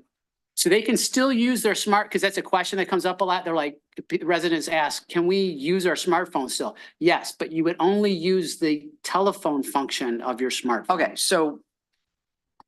Not the clear. computer. So we're function. using it, You're but still the using it, telephone. but as a To telephone. call in, okay. Yeah, again, it's similar to the telephone on the wall. It's the same Okay. thing.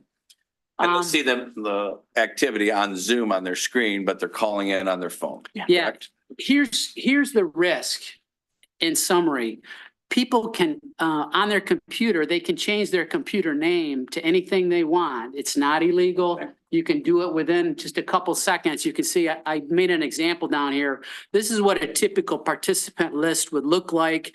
And I threw in the name Bugs Bunny, right? Just to kind of showcase it, right?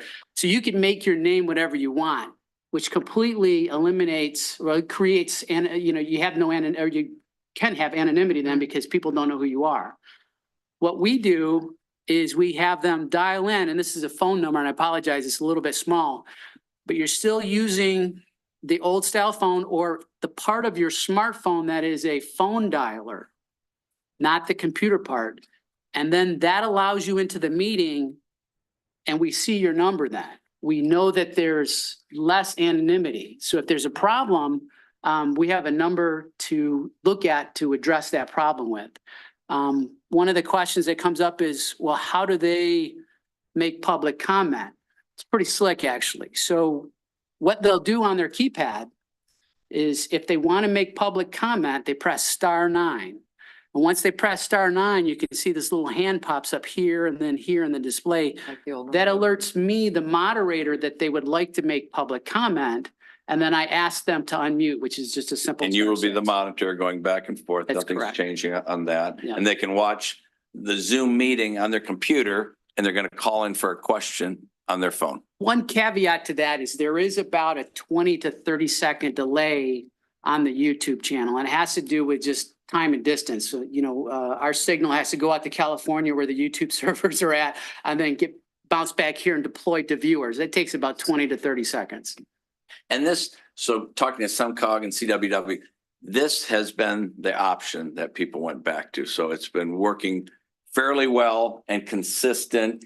And there hasn't been any major Zoom bounce. We've had no. To my knowledge. We have city and township clients Right. around the whole Detroit area, and we've had zero Zoom. Matter of Right. fact, when we first developed this protocol with Zoom, we got contacted by Huntington Woods because they had a very bad Zoom problem happen, Right. and the FBI got involved. They did. They heard about our protocol, contacted us. We went in and deployed the system for them. They never had any more Zoom problems. Great. One thing we want to mention is it still is possible. There could be some technological solutions which could allow someone. The only thing is it creates an extra barrier to someone doing that. So it is not, we don't want to say it's 100% foolproof. No But I think problem. it is as good a system as talking again, this is as And I'm good a willing system to as you take can that risk. deliver. To get to council, what you want is full participation from people who are not in the meeting. This is as good a situation as you can get to make that happen. And from that perspective, we're comfortable recommending it and trying it. I mean, and then of course it's up to council. If this is a decision you want to make, I think it's a reasonable decision at this point to get to the direction you want to be. Absolutely. And that came from the public, came from those that came here and from council members. We wanted to get back. We wanted to get back safely. I think we did it logically. We weren't the first one diving on the cutting edge of that sword, but we're still on that wave right now, which I'm very pleased will be the 8 or 9% that are actually online in the 7 county area. And just to touch on that comment, George, you're absolutely right. We know that computer systems get hacked all the time. The bar to hack this is higher than just changing your computer name. Typically, you'll have to purchase a third-party software. You have to have a high knowledge of tech. And the big piece of this is it is illegal. It is illegal to spoof your number. It's a $10,000 fine from the FCC.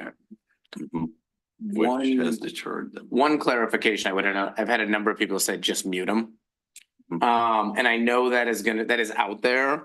And so just so everyone knows, the reason that isn't an option is because you have people that are basically fishing for opportunities to file Absolutely. First Amendment lawsuits against. And that was actually one of the And lawsuits. just finishing really quickly Sorry, now. I'm sorry. If we did go with that route, we actually, even if we'd win the lawsuit, we could cost the city significant amounts of money in fighting these lawsuits. So I think this seems like a reasonable workaround, but there is a risk that we could still have someone call and give their name and say horrible things. Yes. And we don't have the ability to shut them off. We would have to basically work through that moment.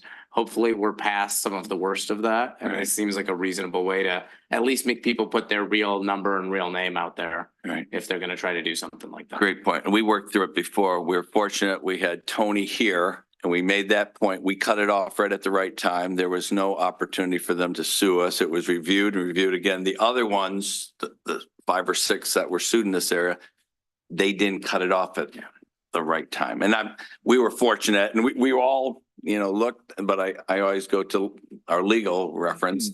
Tony goes, it's time. Boom. So you're exactly right.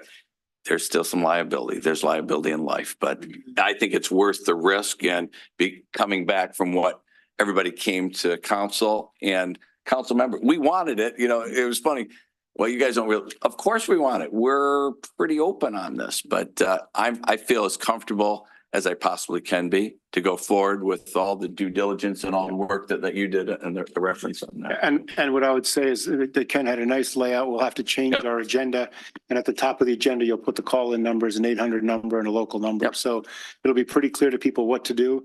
And then hopefully we'll be able to educate people pretty quickly. And And if we do this as early as 2 weeks from now, we'll start putting that out, in city news and put it out and, blast it and put it on social media. So everybody knows the number. Yeah, so we, as you laid out, there's 2 issues. One, using this technology to bring Zoom participation via Zoom back to our meetings.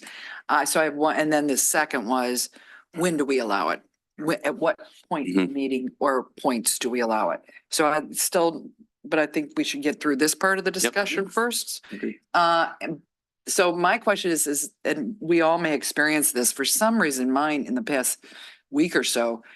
So the calls come in 734s, area code 248s, but they're spoof calls. So they're coming in and I don't know how they're doing it.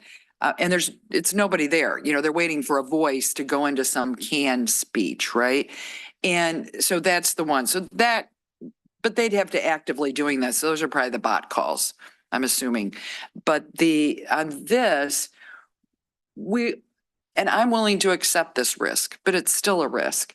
You call in and you see the number, right? That doesn't mean that the person we won't know who the person calling is. So we still, because we had 2 problems. One, the content of what they were saying. And 2, that they were misrepresenting who they were and where they lived. Is that when that Yes. occurred? So that latter 2, that somebody the number's up there, but when they speak on Zoom, they could still scurrilously misrepresent who they are and where they live. And they could still say things that are inappropriate. Because Yep, Yeah, they could. I mean, They that- still can. we're just using this as a method that they can be traced. Correct. And And that it will put a make- screen on, and if, maybe what they and It's a say. deterrent. It is a right, deterrent. so it's a deterrent saying, you know, you masked yourself before. And you lied and said awful things. I'll just characterize it. Now there are numbers there, so at least the numbers there. So if something did occur, we could, that was egregious by legal standards, we can figure out with sleuthing who they are. And so we're minimizing our risk and we're using a deterrence. Is that fairly? Yeah, you're raising the bar to fake a profile. From what would just take 2 seconds to do, that's not illegal, to something that becomes much more technical, costly, and is illegal. Okay. Thank you. Excellent. Any other questions for Ken or for our city manager? So my opinion, I am comfortable with the risk that we could be taking on this, and it'll be a deterrent on that. I bounced it off 7 counties worth of people, and the ones that have got on it have not had a major situation.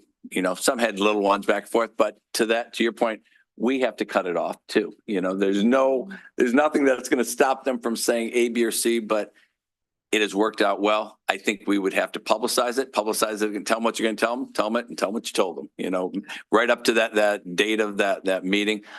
I am comfortable enough, this is just my opinion again, to go as quickly as 2 weeks from now. And I think we can get there, you know, absolutely in the next month. We should be on this going You can forward. do this almost immediately. Okay, good. So that We is, have to purchase the toll-free number and so that is the first opportunity on this. The second one is some went to twofold, but most of them that went to the front and the back brought it all up front because they didn't want people to wait the whole time. I'm a little open. I would like to do it one time. Let's see how that works at the front. That way you don't have them come back. They're not at the beginning. They don't have to wait around people that come in to speak. I don't want them to wait 2 or 3 hours to speak if it's something not on the agenda. They're able to speak on any. Yeah, anything at the beginning. We'll say anything on the agenda or anything, you know, after that. You only get up there one time, you know, you can speak on the agenda and I have this on my mind too. Great. I think So a lot of people may actually prefer that. because absolutely. There's been some confusion in the past where people didn't get up during. I agree. Then they thought, or they got up and started to Good point. speak and then it ended up being a topic Yep. that's on the. They know, agenda. and we'll make sure it's ABC. They know if they're going to speak, this is the time on anything. Yep. And we could probably even address some of the questions through the course of the meeting. Yeah, a little bit. Yep, absolutely. And you could just such as to say, you typically would say on any, this is the public's opportunity to speak on any item on or off the Right. agenda. Yeah. And the only other time would be during a public hearing. And then you clarify that during the public Right. hearing, we have a public hearing on this agenda. They have a chance. to There will talk be a again. chance to speak on that, and that is. You are correct. Yep, a second time That is a during that separate meeting. 3 minutes. That's a And then we would have to go back and do Zoom for that as well, Public because that's the hearings are separate. expectation that we've created. So that would be the only exception is a public hearing. Yep. And then you'd probably Yeah. tell people, don't get up now. We have a public If you're hearing. here for the on that." public hearing for this, Come on. if you want to talk about anything else, But that's the talk only- about it. That's the We only can give you difference. 3 more minutes on the other. That's Yeah. the only difference. That's a great point. I mean, my last comment is I'd just be looking for maybe some rules of engagement because if it can happen, it will. It will. And I would hope maybe through Tony that we can at some point get some rules of engagement on meeting First Amendment versus obscenity. Yep. And make sure to minimize the risk because I have full faith that it will happen in the future. It's just a matter of when. And then another failure mode could be call swarms would bring the meetings to a halt. And how would we handle those? And Say that again. Call swarms, Oh, yeah. where you would get hundreds of calls and then it would basically grind us to a halt. mhm. So I'd be looking at a mechanism there on, could you legally shut down all calls if that were to occur, because they can be generated very quickly. And that has happened. So we could theoretically have 200 calls and we wouldn't be able to do our business. So as long as we have a method in order to shut down if we need to, I'm in full support. But I don't want to be caught in the moment, not being able to respond. And we'll talk kind of like we were in lockstep before when and where and as we see Yeah, that 'cause that's- progressing. you're Right, the one that- right. So I will have to make that call like we did before. We were very fortunate Yes. that we made the call. kept you all out of the soup. We're out of the soup, but you and I will be in lockstep on when that may or may not occur. Yeah, and you will keep us out of the soup. I too, fully support electronic. giving us some Absolutely. guidance so that Yes. when, if, hopefully it does not occur. But, always have a plan B, Right. that we're all prepared for, Correct. there's something, there's a plan, right? If Right. bad thing. I would like to go back to the, when is the comment period? I'd like to just mention about that. So my position on this, generally, overall, has always been, I so fully appreciated after each item, new business item. And the reason is that at the beginning of the meeting, two things, they don't necessarily know what we're going to be talking about, right? Or how, there's information that comes up that they thought, oh, I didn't know that. And so it prompts an inquiry or a comment or an opinion. And so that will be lost. We are still going to offer that in person, correct? Yes. Yes. So this is only for online. So I missed that. The other is that if they had a comment on something on the agenda. So great question. In my opinion, so talking to the others, we would have public comment here on anything and then public comment online. It wouldn't be, if we had 50 people here, 10 people, it wouldn't be after every one. It would be one So time we're for changing- online and one. So we are changing our procedures completely, both for in-person and online. Yes, we are the only one, to my knowledge, in the Conference of Western Wayne that gives it every time. Not that that was a bad thing. It was a very good Well, I thing, don't. but it would be so confusing. We only have the survey results we have, which is the ones that were sent to us, right? The survey results. And help me, who gathered the information on Plymouth? I have a question. Oh, you did. Oh, thank you. The Thank clerk. you, Evan, acting city clerk. So under Plymouth, it says, do they do Zoom? And it's yes. How many times? Multiple times, once for items not on the agenda, and again for each item as discussed. And then it says placement, which is beginning of meeting. So are they able to have their 3 minutes for items not on the agenda and then for each item on the agenda? From the clerk's answer over there, it was the same way we do it here, is that you have one, They're the one. one not on the agenda, public Okay. comment, and then for each, So, after that's 3 minutes. okay, so let me make sure I understand. So what I heard you say is they do it where it's on, for items not on the agenda, for example, and then the agenda item comes up, ask for public comment, and that would include Zoom comments. So, Right, I mean, if they. Okay. item- Our old way, absolutely. yeah, so we Our process. do have a neighboring community very close. I don't know, if it was Plymouth or Plymouth Township, was that city, sounds like City of Plymouth, which is very close to us, that, Correct. inside, that does it the way we've always done it. The implication of moving it all up front, and this now relates to in-person or Zoom, Yes, is it's 3 minutes. yes. Right, but we have some heavy stuff on our agendas. There could be 4 items that are wow, and there could be something not on the agenda. And allowing 3 minutes actually is suppressing their ability to provide opinion, because there's not time in 3 minutes to talk about. They had comments on 3 items on the agenda, and 3 minutes, they can't, normally they would have had 3 minutes to comment on any one item. And now they wanted to comment on each of those 3. And now we're saying, well, you better compress it. So we are limiting. So if we're leaving at 3 minutes and we're now doing this, I am not supportive of that, because that is suppressing their ability to comment on items on the agenda. On the other side of that coin, we have 50% more time than most of the municipalities around who give 2. If you go to the township, it's No, 1. so time. I look for the benchmark of good government and wanting people to participate and their voice is very important. Absolutely. That's my metric. And it sounds like pretty similar to our city of Plymouth.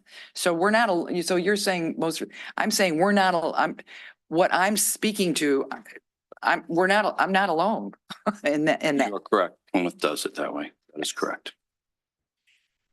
And just a reminder that citizens still always have the option of coming here in person. No, but they'd still be limited to 3 minutes is what I'm hearing. Correct. Right. That 3 minutes for anything they wanted to say. And we also could, I mean, obviously people can always write letters and contact council members through written communication as well. If they have a lengthy, number of items they want to get to. And I know that council takes that seriously. We put it on the agenda. It's all published and council, of course, takes the time to read all that. So if someone does have a lengthy number of items they want to weigh in on, they can come in person, they can write letter, they can do both. And then they're not limited by any amount of time or distance because they can write as much as they want. So. Would anybody be comfortable with changing just the online rules and keeping the in-person the same? What would be the downfall of that? Just more time if we could do that, if that's where we want to go. We're not trying to suppress here. I think we're trying to bring more comments. I think it's a positive. I wouldn't be against it. If somebody brings a motion online once and at the end of each one. So if we have 6 things on the agenda, that's 18 minutes plus another 3 minutes. Could be 21 minutes per person. Assuming a worst case scenario. I understand. We've never had that happen. We have, like you said, there's heavy things on the agenda. And the one thing I've noticed is that it is confusing to people as to which item. You'd almost be better off putting something at the beginning and the end. And just say any items you can speak at the beginning or the end, or you want to do both. But it's just, there's a lot of, you don't speak now, you speak at that item. And then we do it again and we say, now is anyone in person, anyone online? There's lots of moving back and forth and lots of confusion about it. And we kind of see that when we break the flow of a meeting and keep asking during the meeting. So if council wants to have comments at the end, you could do it, not uncommon, do comments at the beginning, do comments at the end, and then you're only going back onto the Zoom one time or twice, actually. The beginning and the end would be consistent with Farmington, Right. Novi, Brighton, Yeah. and Ipsy. Right. And it does save a Right. lot of it does save that confusion. So if we want to do that, And it does. I would roll to it does- that. It does manage a little better that delay too, because if someone's Okay. watching it and then they want to hurry up and call. and they the forgot at delay, the beginning, yeah. they could do it at the end if they hung around. Okay. I would be open for I just- 2 times. Maybe I'm misreading this survey that was put together. It said Farmington, I'm assuming it was city, Zoom comments were no. Yeah, most of them are no. Yeah. Yeah. I was saying beginning and the end because that's in person. Oh, I'm Yep. sorry. Yeah, all of them have beginning and the end, but only in person. You're right. The only ones that allow, from what I'm seeing, Zoom is Plymouth and Ypsilanti. It looks like Mm. Novi Township, Farmington, Farmington Hills, Livonia, You're done. Novi, Brighton, none of them allow Zoom. Well, I want to say that, I think George has suggested something in terms of the beginning and the end. Yep, and that was That an option. that we consolidates it mentioned. because particularly if there's a delay in that comment, there's logistics, with the online Zoom. And they didn't think I about it think at the that- I beginning. correct. Yep. Or they heard us talking about it and that they want to comment on something that they hadn't realized Yeah. that was happening. So I think Okay. that is That's a fair Fair, adjustment of it. fair thing. I think we need to be thoughtful that when we have agendas with hot topics that have heavy agendas, to be a little flexible on that 3 minutes, at the opening, right? Right. I do not see any reason why we did change our in-person procedures that we've done for a long, long time. In terms of, if you're in person, you have your chance to talk on that item. Which is what Laura had suggested. We could still do that. So I support Laura's idea on that, but I also support George's for Laura's idea for the in-person, leave it. Did you say you want every subject or just the beginning and the end? I'm missing. How we do it now, I mean, I don't think it needs to be changed. Okay. But I mean, just wanna make I sure I can, heard that. again, how we do it in person, Okay. So you're saying. but to keep it, consistent, if we did beginning and end for both, I could do that. But Because then if you do it, the people in the chambers can comment on any item. Then the other people at home are waiting till the end. It seems like you'd be consistent and do one or the other. And then if it's in person, treat it the same. Let them speak at the beginning, let them speak at the end. They'll know that, they can, then it's certainly commenting. They can give an opinion on something before you vote on something. Then they can also say at the end, I don't like how you did that. This is why. So you're kind of giving them. So they would have. So on two anything at the, Two two chances, chances, but not- but at the not apple at the during, beginning and not at the end. during- Yeah, the one thing we just need to be aware of is if we were to allow everything at every topic, some of these meetings will go extremely long. And there's a price in terms of citizens who are willing to sit through very, very long meetings, and we will lose people. We are So- bringing the online here. That will be We another have to hour, balance which is that. great. Yeah, we have to But balance that. do it at the beginning and doing it at the end. So if we do beginning and the end, I would still highly recommend we tell everyone, even at the beginning, you can speak to any topic on the agenda, Yep. especially given Yes. we will have already voted on Agreed. some, so I'd want them to be able to weigh in before. Yep. I would also have a slight clarification or thought in terms of the end, as the end is after new business. So after new business, but before mayor and city Yep, council. absolutely, absolutely. Council Because that should be able allows to us to address things. respond. To be like number 9 today. Absolutely. If we, That's a good one. Yes, indeed. That we would do Yeah, that. so we are not being asked tonight to make any. We are not, but we could Actually, go forward and do it. I would ask for a motion. how about we do I that? would like a motion so we can start it in 2 weeks. I would say a motion to approve the resumption of Zoom phone comments, and that the comment period will be at the beginning of the meeting and at the end of the meeting for all of your regular meetings.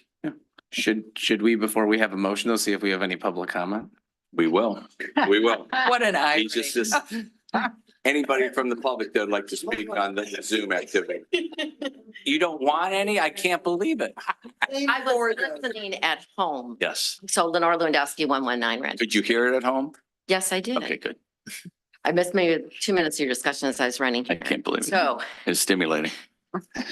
so I've been to enough public meetings that for me, it's very, very helpful to comment after each topic. Because you guys often present something, you come up with a lot of different perspectives that I may have not have considered. So if I'm trying to give my opinion before anything has even been discussed, I might be, talking about things that I'm just not aware of and stuff. So it's much easier for me as a citizen to comment after each subject. If I can only do that in person, I'm okay with that. But I would prefer that if I actually make the effort to come here, that I can comment after each subject, after listening to what you guys talked about. And you're fine with, correct me if I'm wrong, you said you're fine with one comment time for online, but every time here? That one's a hard one. I think you definitely need to do it beforehand.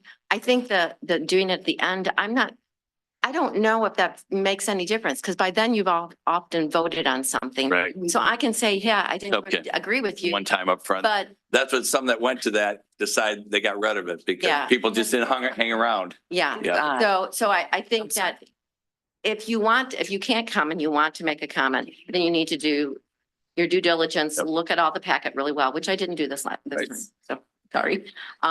And don't believe be you. able to make a good comment at the beginning. And not have to, at the end, if I don't agree with you guys, at the next meeting, I can come up at the beginning of the meeting, because at that point, it's not going to make any difference. Let's see. Good. Does that make Got you. sense? Next But I time, would that like to time be or able to two. comment after each subject if I'm actually here. It's okay. She did her 3 minutes. It's okay. Sorry. Are you done? So maybe we're thinking the beginning Yeah, and then Then we'll through it do and it then just- not the end. that's correct. So we will, Forever. what I heard you say, you would love to continue to speak after every activity if you're here in person. Yeah. And we will do one session at the beginning for everything. If you have comments of what's on the agenda and other comments, that's not on the agenda up front. So it's very consistent. Is that what I hear you saying? Yeah. Yep. Thought. Maybe you have another. Lori Johnson, 47234 Dunsany. I don't personally see a reason why it needs to change. I also agree with comments that were made that I believe following the course of the meeting, it makes sense to keep the subject matters together. So yes, at the beginning, a general comment session makes sense for things that are outside of the agenda because it does not have another place within the course of the meeting.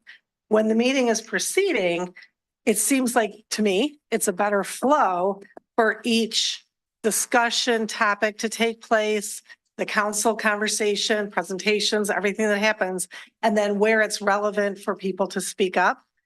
I think it needs to fit within that same context of that part of the agenda. You're saying both? Yes, So I can both I'm saying online and both there. So online exactly what and we in- did before. I'm saying both online and in public, in person.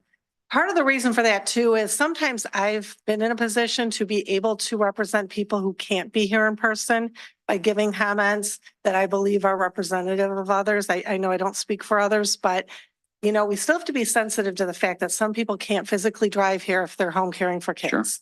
And if they're home caring for kids or can't get here for any other reason, you know, ADA or anything else, they then are muted from the same opportunity that people have in council chambers. Fine. So when, Thank you. so you're saying you would not want one, I got it. And you guys are all rolling me. But it That was in before person, Steve we Wright could do it me. every time. But couldn't you say your comments at the beginning on every subject before we get to those subjects? You're representing 10 people in your neighborhood. I think it gets confusing if it's on the agenda already that 3 or 4 or 5 people here or online are going to speak to things that are going to come up later. And I think part of what I also heard as a comment is we might run the risk then as a whole unit participating in the meeting of hearing things at the beginning that might not really be relevant by the time it's discussed as part of the agenda. So if the agenda is going to cover something that negates the reason for someone to speak on it, then you didn't waste their 3 minutes at the beginning or all of our combined 3 minutes at the beginning. They're speaking to something that might have been clarified that then means they don't need to make a comment. You see what I'm saying? Because you're only giving them that one chance up front. I hear you, Crystal. My thoughts. Great. Anybody else? So I'm just giving you my comments. You rolled me a little bit. Remember, got to remember what the meetings were. We are, I think, going to the next level. We are hearing everybody. We are one of less than 10% that's doing this. And we were the leader. We want to get back to that leadership. I'm 100% for on the beginning, anything on the agenda. And I'm not saying this is right or wrong. I am rolling to anybody that's in here on every subject. You can come up for your 3 minutes. We have 4 subjects. You got 12 minutes that night to speak on behalf of the neighborhood for the 10 people you're representing. I'm open to that. I just don't see going on. It's confusing. I thought it was confusing a little before going online, offline, online. Maybe it wasn't. I think we're making a huge step. I think we're missing the point that we're getting back to this. Maybe we go to that next level. Let's see. We're making a huge step. I think this is great. We are getting a lot of public comment. I would be open, and this is the end of the discussion, and we'll then look at One it. more quick point. Yeah, if I please could. do. And I just think that when you have people, not everyone gets the opportunity to stay for a whole hour, No. 2 hour, 3 hour meeting. If you give people the opportunity to speak at the beginning of a meeting, they can come in, they can be on the phone, they can know when that comment period is. If you tell them the comment period for this construction project may come at 8:45, it may come at 9, it may come at 9:30. We just don't know when because an agenda just rolls when it rolls. You don't know when it's going to be. I think that's a barrier. I think people should be able to come in the meeting, beginning of the meeting, they can say their piece, they can stick On around all for the the whole subjects. conversation, they can leave if they want. Also, if they're doing Zoom sitting by a phone, they know when that call can go. It's at the beginning of a meeting, rather than trying to figure out and keep an eye on the meeting and say, okay, we're getting closer, we're getting closer, we're getting closer. It's a lot more difficult to navigate. And that's my view is I think that putting it all at the beginning, everyone can speak. And even if you want to do it at the end to give people a second chance, that's great as well. But doing it throughout, I think someone has to be literally tracking the whole meeting, and it could be a 2-hour meeting. And I think that's a lot to expect that people will all, we have a lot of people who really want to be here and watch the whole meeting.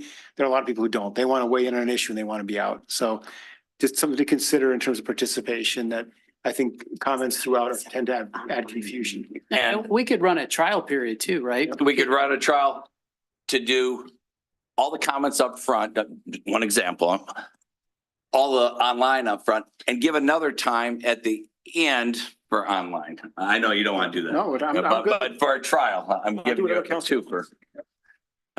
I'm open for discussion on this. I thought this is so positive. Remember, 90% of the people aren't doing any of this discussion. I know we're not 90%, we're Northville in the whole, but we get more input than anybody else pretty much out there. Plymouth is similar to us. They don't have the audience that we usually do. Got it. And we're not trying to try to limit what's going on. To me, I'm missing it. This is a huge positive. This is a huge positive. We have worked. I spent 3 or 4 hours talking to every group, and the ones that didn't work, we're still going to do that. This is great. This is great. We want input. I don't know if we want it on every subject, on, off, on, off.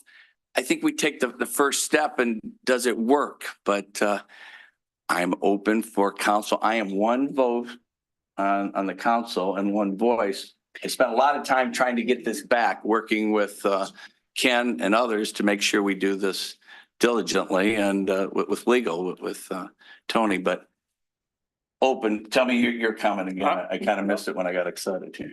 So I was just saying that I think one and if people know at the beginning, I think the thing is confusing having it throughout, because I think if someone comes to the meeting at 6:30, they can make their comments. The meeting is in 20 minutes, they can say their comments up and front. leave. And this item now is coming on the agenda at 9 o'clock at night. That you could have shown up for the start of the meeting at 6:30 at night, and you're here 2.5 hours later, and you have not yet got to put your comment in. So I think that that's an example of, and you don't even know when that's going to be because the flow of the meeting varies so much. Sometimes we think it's an hour meeting and it turns into a 2.5 hour meeting. So that's my only thought, is that letting people make comments on or off the agenda at the beginning. And if they want a second shot later, that's great. But they should be able to make everything at the beginning, because they may not want to stick around. They may not follow or track you through the whole meeting with their phone on their ear, waiting to see when this item is going to come up. And that's the only thing I think that doesn't work about the comments during the period. But, you know, we will do whatever way council wants. We're ready to go with Zoom. And Ken, to your It's point, up to we could council. test comments up front. Absolutely has to be the comments on everything before we vote on it. So we hear exactly what's on their mind. Comments online up front. If that does work, we could modify it again, go Absolutely. in the future. I'm sure you've been going through those tests with others you're trying to bring on. Well, my Which are experience has quite been exactly as you mentioned, George. You'll see a population in the beginning of the meeting, and then as the meeting goes on, you'll see the population drop off. Oh, yeah. So to that point, I'm not saying I'm advocating for it, but I think we have two mandates on council meetings. One, as many voices heard as possible. Two, to run it expeditiously. Yes. And so here we are 2.5 hours in on a meeting that's had, I believe, 2 comments. So now we're going to reintroduce, and this is with 3 people in the room. Now, I'm not advocating for it, but I would be willing to discuss it because it's not unremarkable to say you do the Zoom comments following every topic, but everybody gets 2 minutes.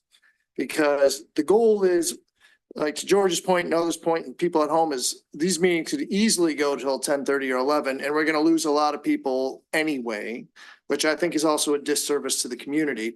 And I'd also submit most people probably get out what they need to say in 2 minutes. And then the last minute is probably reiteration of what they said in the first minute or 2.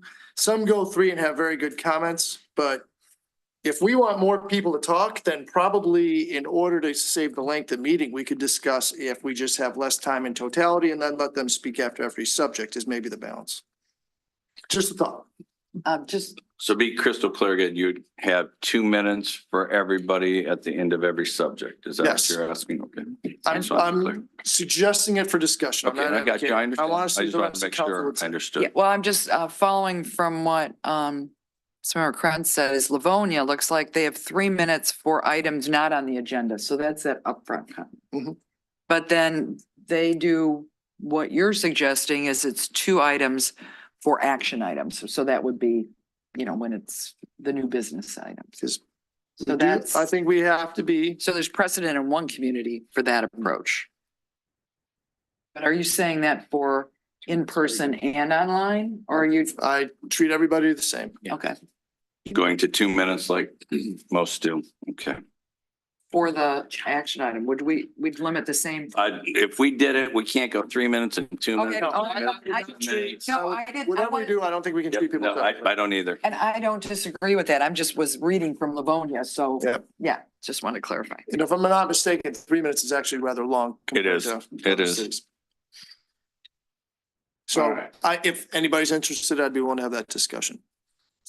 I More would, people speaking. not that I'm leading that, but I would get, what is your opinion before I ask for a motion that we will vote on individually? I mean, first thing I'd say is I don't think we can blame our 2.5 hour meeting so far on the 2 comments we've received. Yes. In addition, we all. Resolution of that issue may involve a mirror. Remember, we're starting at 6:30. But I would lean towards and George, I think you've raised a really good point in fairness, but I would still lean towards the way we had it before of having people be able to respond after each comment.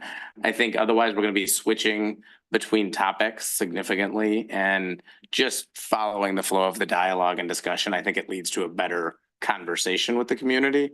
I'm open to the idea of, if we want to do a 2 minute is kind of see how that plays out, given we'll have public comment at the beginning and then topics within.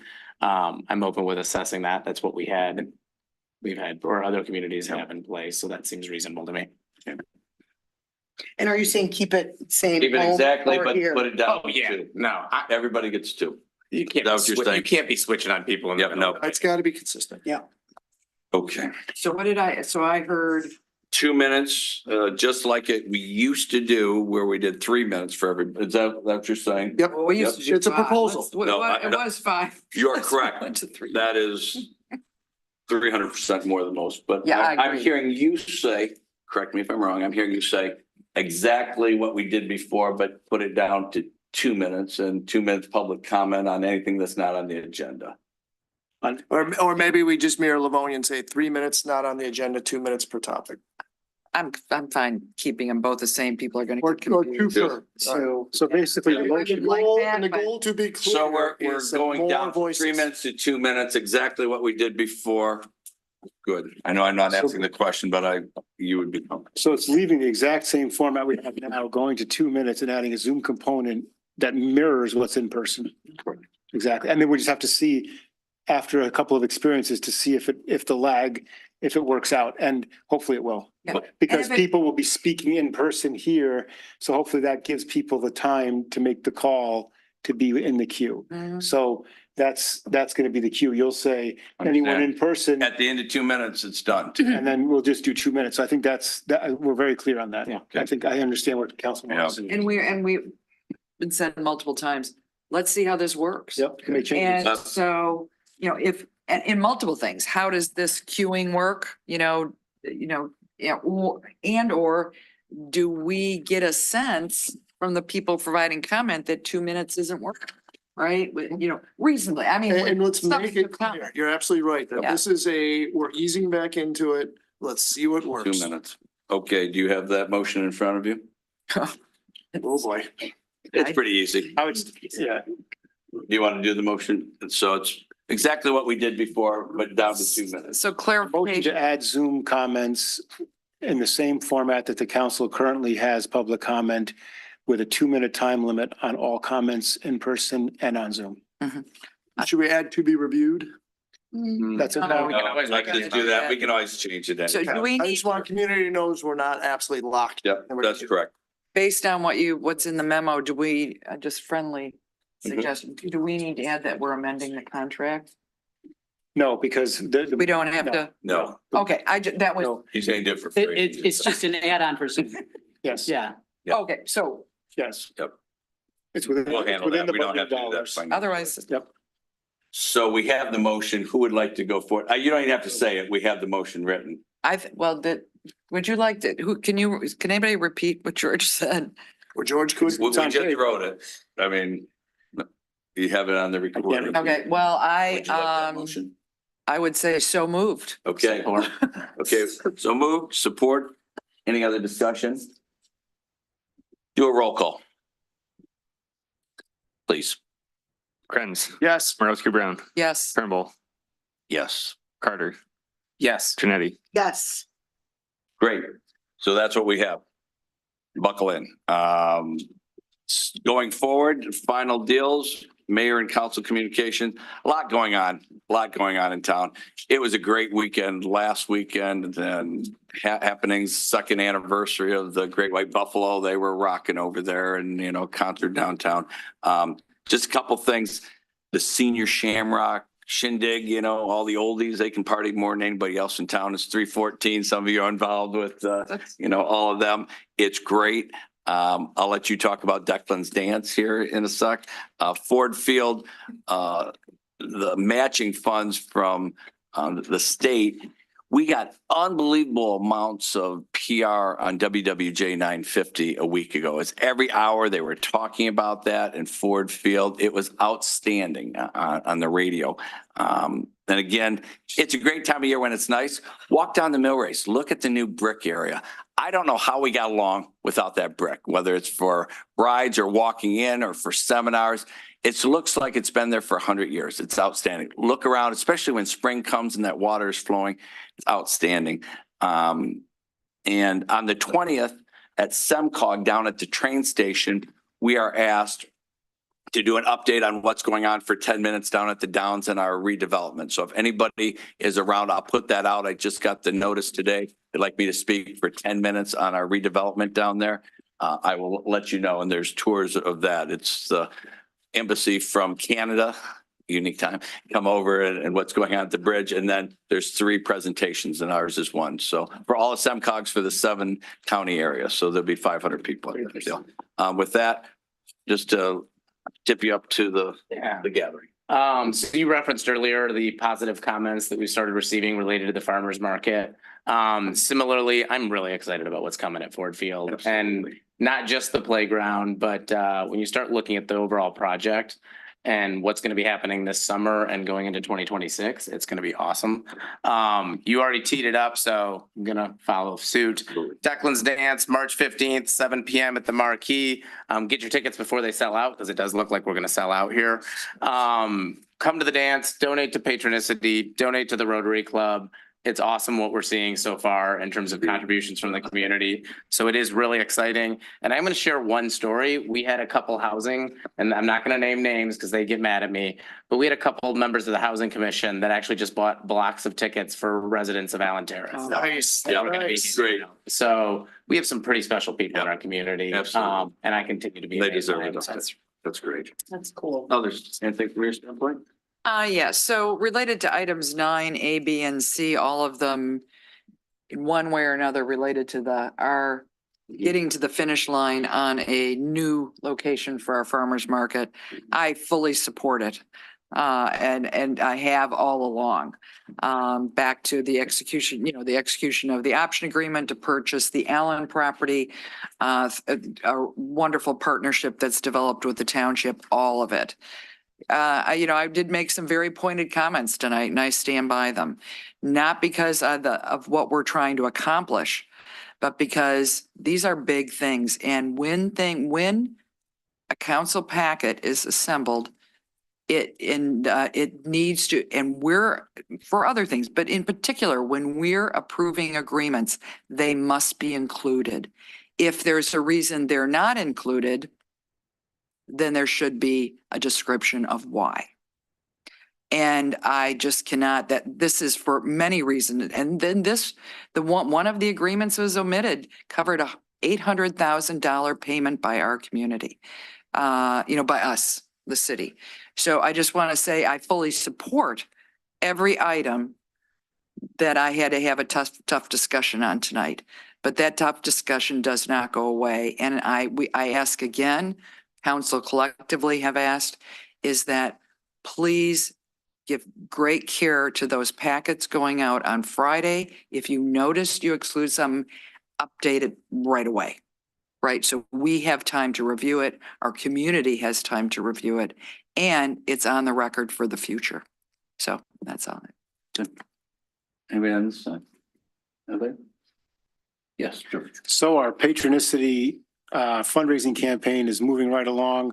It is going on until April 22nd. We have raised $20,800. So almost $21,000. The goal is 75,000. And we get a match. And we get our matching 75,000. So that's a really important goal.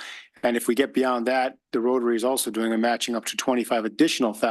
So keep giving, and we hope to keep moving that along and build a great playground this summer. So thanks for the support.